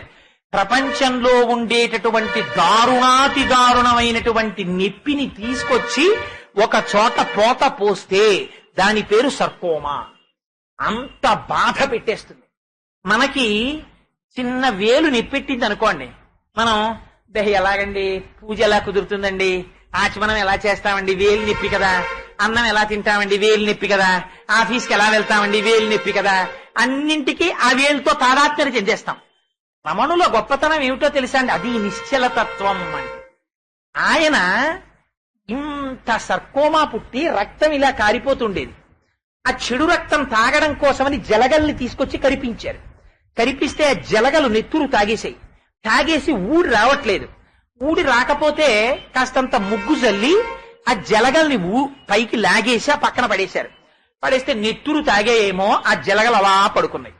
పడుకుంటే రమణుల జలగల వంక చూసి, ఓహో వీటికి కూడా సమాధి స్థితి తప్పిందే అన్నారు. ఆయనకి 104 జ్వరం వచ్చేసింది. ఒక పక్క చేతిలోంచి ఇలా రక్తం కారిపోతోంది. కారిపోతుంటే అన్నారు, భగవాన్ మీకు పుండు పుట్టింది అన్నారు భక్తులు వెళ్ళి. అంటే భగవాన్ అన్నారు, మీ మాటలో ఏదో దోషం కనబడుతోంది. నాకు పుండు పుట్టలేదు, నాకు పుండు ఉండదు, అది చైతన్యం, అది అగ్ని, దాన్ని ఎవరు దహించలేరు, దాన్ని ఎవరు కత్తితో నరకలేరు, దాన్ని తడపలేరు, అది నేను. పుండుకి పుండు పుట్టింది, పుండేది ఇదే ఓ పెద్ద పుండు, ఇది బాధలు పెట్టడానికి వచ్చింది. సుఖమనేటటువంటి రూపము కలిగిన దుఃఖమును అనుభవింపజేయడానికి, కల్తీ లేని దుఃఖమును అనుభవింపజేయడానికి ఇది వచ్చింది. అందుకని ఇది పుండు, ఈ పుండుకి పుండు పుట్టింది. ఈ పుండు మీరు చూసి పుండు అంటున్నారు, కానీ నాకు పుండుగా కనపట్టలేదు. చూశారా, ఆనాడు శమంతకమణి బంగారం పెట్టేదిట, పచ్చ బంగారాన్ని. తామగ్నివర్ణాం తపసాజ్వలంతీం వైరోచనీం కర్మ బలేషు జుష్టాం అంటారు దుర్గా సూక్తంలో. అలా మెరిసిపోతున్న బంగారాన్ని ఆనాడు శమంతకమణి పెట్టినట్టు చూశారా, ఈ శమంతకమణిని ఎర్ర బంగారం పెడుతోంది. ఎలా కారుతోందో ఎర్ర బంగారం అనేవారు. ఈ యోగరతో వా భోగరతో వా సంగరతో వా సంగవిహీన యస్య బ్రహ్మణి రమతే చిత్తం నందతి నందతి నందత్యేవ. Question of practice, question of practical thing. అది వాక్కుల చేత ఆవిష్కరించేది కాదు. అలాంటి స్థితిలో 104 జ్వరంలో సోఫా నుంచి లేస్తే ఒళ్ళు వణికిపోయి పడిపోతుంటే రమణ మహర్షిని పట్టుకుని ఆయన కాళ్ల మీద పడి భక్తులందరూ ఏడిచారు. భగవాన్ మీరు చచ్చిపోతారేమో అని మాకు భయంగా ఉంది, మమ్మల్ని విడిచిపెట్టి వెళ్ళిపోతారా అన్నారు. ఆ స్థితిలో రమణులన్న మాట ఏమిటో తెలుసా అండి? ఆయన అన్నారు, నేను విడిచిపెట్టి వెళ్ళిపోవడానికి చోటెక్కడుంది, నేను అంతటా నిండి నిబిడీకృతమైపోయిన వాడిని, నేను ఇంకెక్కడికి వెళ్ళను, నేను స్థానుహు, నేను వెళ్ళడానికి ఇంకో చోట్లేదు, నేను అంతా నిండిపోయి ఉన్నాను. అటువంటి నేను ఎక్కడికెళ్తాను? నేను ఎప్పుడూ ఇదే స్థితి, పోయేది ఏదైనా ఉంటే ఇది పోతుంది, అది ఉంటుందని నేను ఎప్పుడు చెప్పలేదే. అంటే ఇలాంటి స్థితిలో కూడా భగవాన్ మీరు ఇలా ఎలా మాట్లాడుతున్నారన్నారంటే, ఇది నిశ్చలతత్వం. అంటే ఇది మాటల చేత ఆవిష్కరించగలిగినది కాదు. అందుచేత నేను ఒక ఉపమానాన్ని, ఒక మహాపురుషుడి జీవితాన్ని పట్టుకుని వేలాడుతున్నాను. చెరకు కర్రని తీసుకెళ్లి కత్తితో నరికినా, తీసుకెళ్లి మరలో పెట్టి తిప్పినా, దంతముల మధ్య పెట్టి నవిలినా తీయటి రసమే వస్తుంది తప్ప ఉప్పటి రసము కాని, బాధ కాని, రక్తము కాని రాదు. జ్ఞాని శరీరము నరకబడినా, ఖేదమును పొందినా, సాక్షి మాత్రమైన చైతన్యముతో తాదాత్మ్యతను పొంది ప్రారబ్ధమునకు సాక్షిగా ఉండి వీక్షిస్తాడు తప్ప దానితో తాదాత్మ్యమును పొందడు. అది నిశ్చలతత్వం, అది జ్ఞాని యొక్క స్థితి. దీన్ని రామకృష్ణ పరమహంస అందమైన మాటల్లో చెప్తారు. నిశ్చలతత్వం అంటే ఎలా ఉంటుందో, వాడు సత్తుని మాత్రమే ఎప్పుడు ఏరుకు చూస్తుంటాడు, అసత్తుని ఎప్పుడు వదిలేస్తుంటాడు. బ్రహ్మమొక్కటే కనబడుతుంటుంది. బ్రహ్మమొక్కటే పరబ్రహ్మమొక్కటే పరబ్రహ్మమొక్కటే తల కొట్టుకున్నారు రమణాచార్యులు వారు. నాకు అదొకటే కనబడుతోంది, ఒకటే కనబడుతోంది, ఒకటే కనబడుతోందని. ఎలా కనబడుతుంది? పరమహంస చెప్తారు, 4 చూసి నేర్చుకో. ఒక చీమగా బ్రహ్మమును తెలుసుకో, ఒక బాతుగా బ్రహ్మమును తెలుసుకో, ఒక హంసగా బ్రహ్మమును తెలుసుకో. ఎలా తెలుసుకుంటావు? ఒక చీమ ఉంది, ఇసుకని పంచదారని కలిపి అక్కడ పడాయి, పంచదార రేణువుల్ని ఏరుగు తినేస్తుంది, ఇసుకను వదిలేస్తుంది. ఒక బాతుని తీసుకెళ్లి నీటిలో వదిలేయి, తన పాదముల మధ్యలో ఉండేటటువంటి చర్మమును సాయము చేసుకుని ఆ మురికిలో వెడుతూ ఒంటి మీద ఇంత మురికి చుక్క పడితే ఇలా విదిల్చేసి తను తెల్లగా ఉండిపోతుంది. ఒక చేపలా ఉండు, నీటిలో ఉంటుంది చేప, నాచులో కెడుతుంది, మొక్కల్లో కెడుతుంది, బురదలో కెడుతుంది, తల ఎప్పుడు తల తల తల తల మెరిసిపోతుంటుంది. ఒక హంసగా ఉండు. హంస పాలని నీటిని కలిపి తెచ్చి అక్కడ పెడితే పాలు తాగుతుంది, నీరు వదిలేస్తుంది. ఇలా బ్రతకడం వస్తే సత్తుని తప్ప అసత్తుని చూడడం నీకు చేత కాకపోతే, ఒకటి తప్ప 2 చూడడం నీకు చేత కాకపోతే, నీకు ప్రపంచంలో మిత్రుడు తప్ప శత్రువు ఎక్కడున్నాడు? ఉన్నదొక్క బ్రహ్మమే. ఆ బ్రహ్మము తప్ప వేరొకటి లేదు. నువ్వు దేన్ని ద్వేషిస్తావు? ప్రపంచంలో ద్వేషించడానికి అసలు వస్తువన్నది లేదు. అది లేదా, ఆ అజ్ఞానము కాని వీడలేదా, దీనికి ఎంత వయస్సు రానివ్వండి ఉపయోగం లేదు. ఎందుకని అంటారు మహానుభావులు, ఎంత గొప్ప మాట చెప్పారంటే దాని గురించి. చివర వృద్ధాప్యం వచ్చేస్తే అజ్ఞానపు పొర వీడకుండా శరీరం ఒక్కటే వయస్సుని కాని పొందిందా, ఎంత బాధపడిపోతాడో తెలుసా అండి చిట్ట చివర. అందులో చిట్ట చివరికి వచ్చేసేపటికి పైగా వాతాది రోగాలచే రోగములన్నీ చుట్టూ ముట్టేది వృద్ధాప్యంలోకి వచ్చేటప్పటికే పైకి పొటమరిస్తాయి. ఓపికున్న నాళ్లు పొటమరించవు. అందుకని ఆ వృద్ధాప్యం వచ్చేసరికి వాతాది రోగాలచే, వ్యర్థం వైచెడు వాక్ప్రవాహములచే, వాత్సల్య చిత్తంబుచే ఒక పక్క టైం అయిపోతోంది. తెలుసుకోవలసినది తెలుసుకోడు. ఆ వయస్సులో కూడా, అంత స్థితిలో కూడా, ఇంకా ఏ క్షణంలో పడిపోతాడో అన్నప్పుడో కూడా ఇలా చూపించి, ఒరే నేను ఎంతటి వాడినో తెలుసా, నా పేరు నిలబెట్టాలరా అంటుంటాడు. ఇలా చూపించి, ఏమిటి వీడి పేరు నిలబెట్టేది? ఏమిటి వీడి గొప్పతనం? ఏమిటి వీడి సాధించింది తప్ప భగవానుడి ముందు శిరస్సు వంచలేని స్థితి వస్తుంది. అందుకని వ్యర్థం వైచెడు వాక్ప్రవాహములచే వాత్సల్య చిత్తంబుచే ఆ మనవడేదంటాడు, ఈ మనవరాలేదంటాడు, ఆ కొడుకేదంటాడు, ఈ కొడుకేదంటాడు, ఆ కోడలేదంటాడు, ఈ కోడలేదంటాడు, ఆ కొడుకు ఇంటికి ఎడతాడు, ఈ కొడుకుని చెప్పుతాడు, ఈ కొడుకు ఇంటికి ఎడతాడు, ఆ కోడల్ని తిడతాడు, ఆ కూతురు ఇంటికి ఎడతాడు, ఈ అల్లుడిని చెప్పుతాడు. ఎందుకొచ్చింది ఇదంతా? నీకు సంఘం అంతా ప్రపంచం మీద ఉండిపోయింది, ఇంకొక అవకాశం లేదు వృద్ధాప్యంలో. అందుకని వ్యర్థం వైచెడు వక్ప్రవాహములచే వాత్సల్య చిత్తంబుచే అర్ధధ్యానముచే మహాభ్రమచతే చిట్ట చివర అన్నింటికన్నా దారుణాతి దారుణం హాస్య ప్రసంగాలచే స్వార్థంబే పరమార్థమై చెడుదురి స్వార్థ ప్రజల్ శంకర. తుట్టతుదన ఏదో ఒకనాడు ఊపిరి ఆగిపోతుంది. ఏది పనికొచ్చింది నీకు ఇందులో?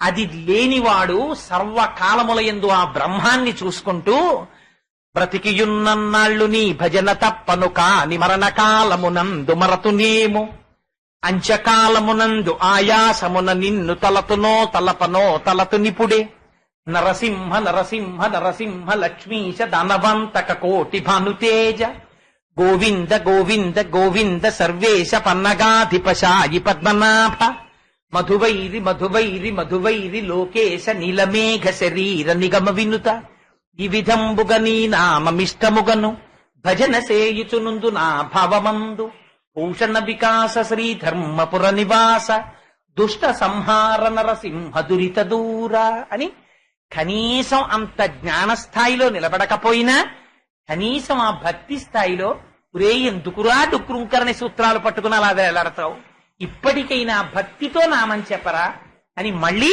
భజ గోవిందం గోవిందం భజ ముఢమతే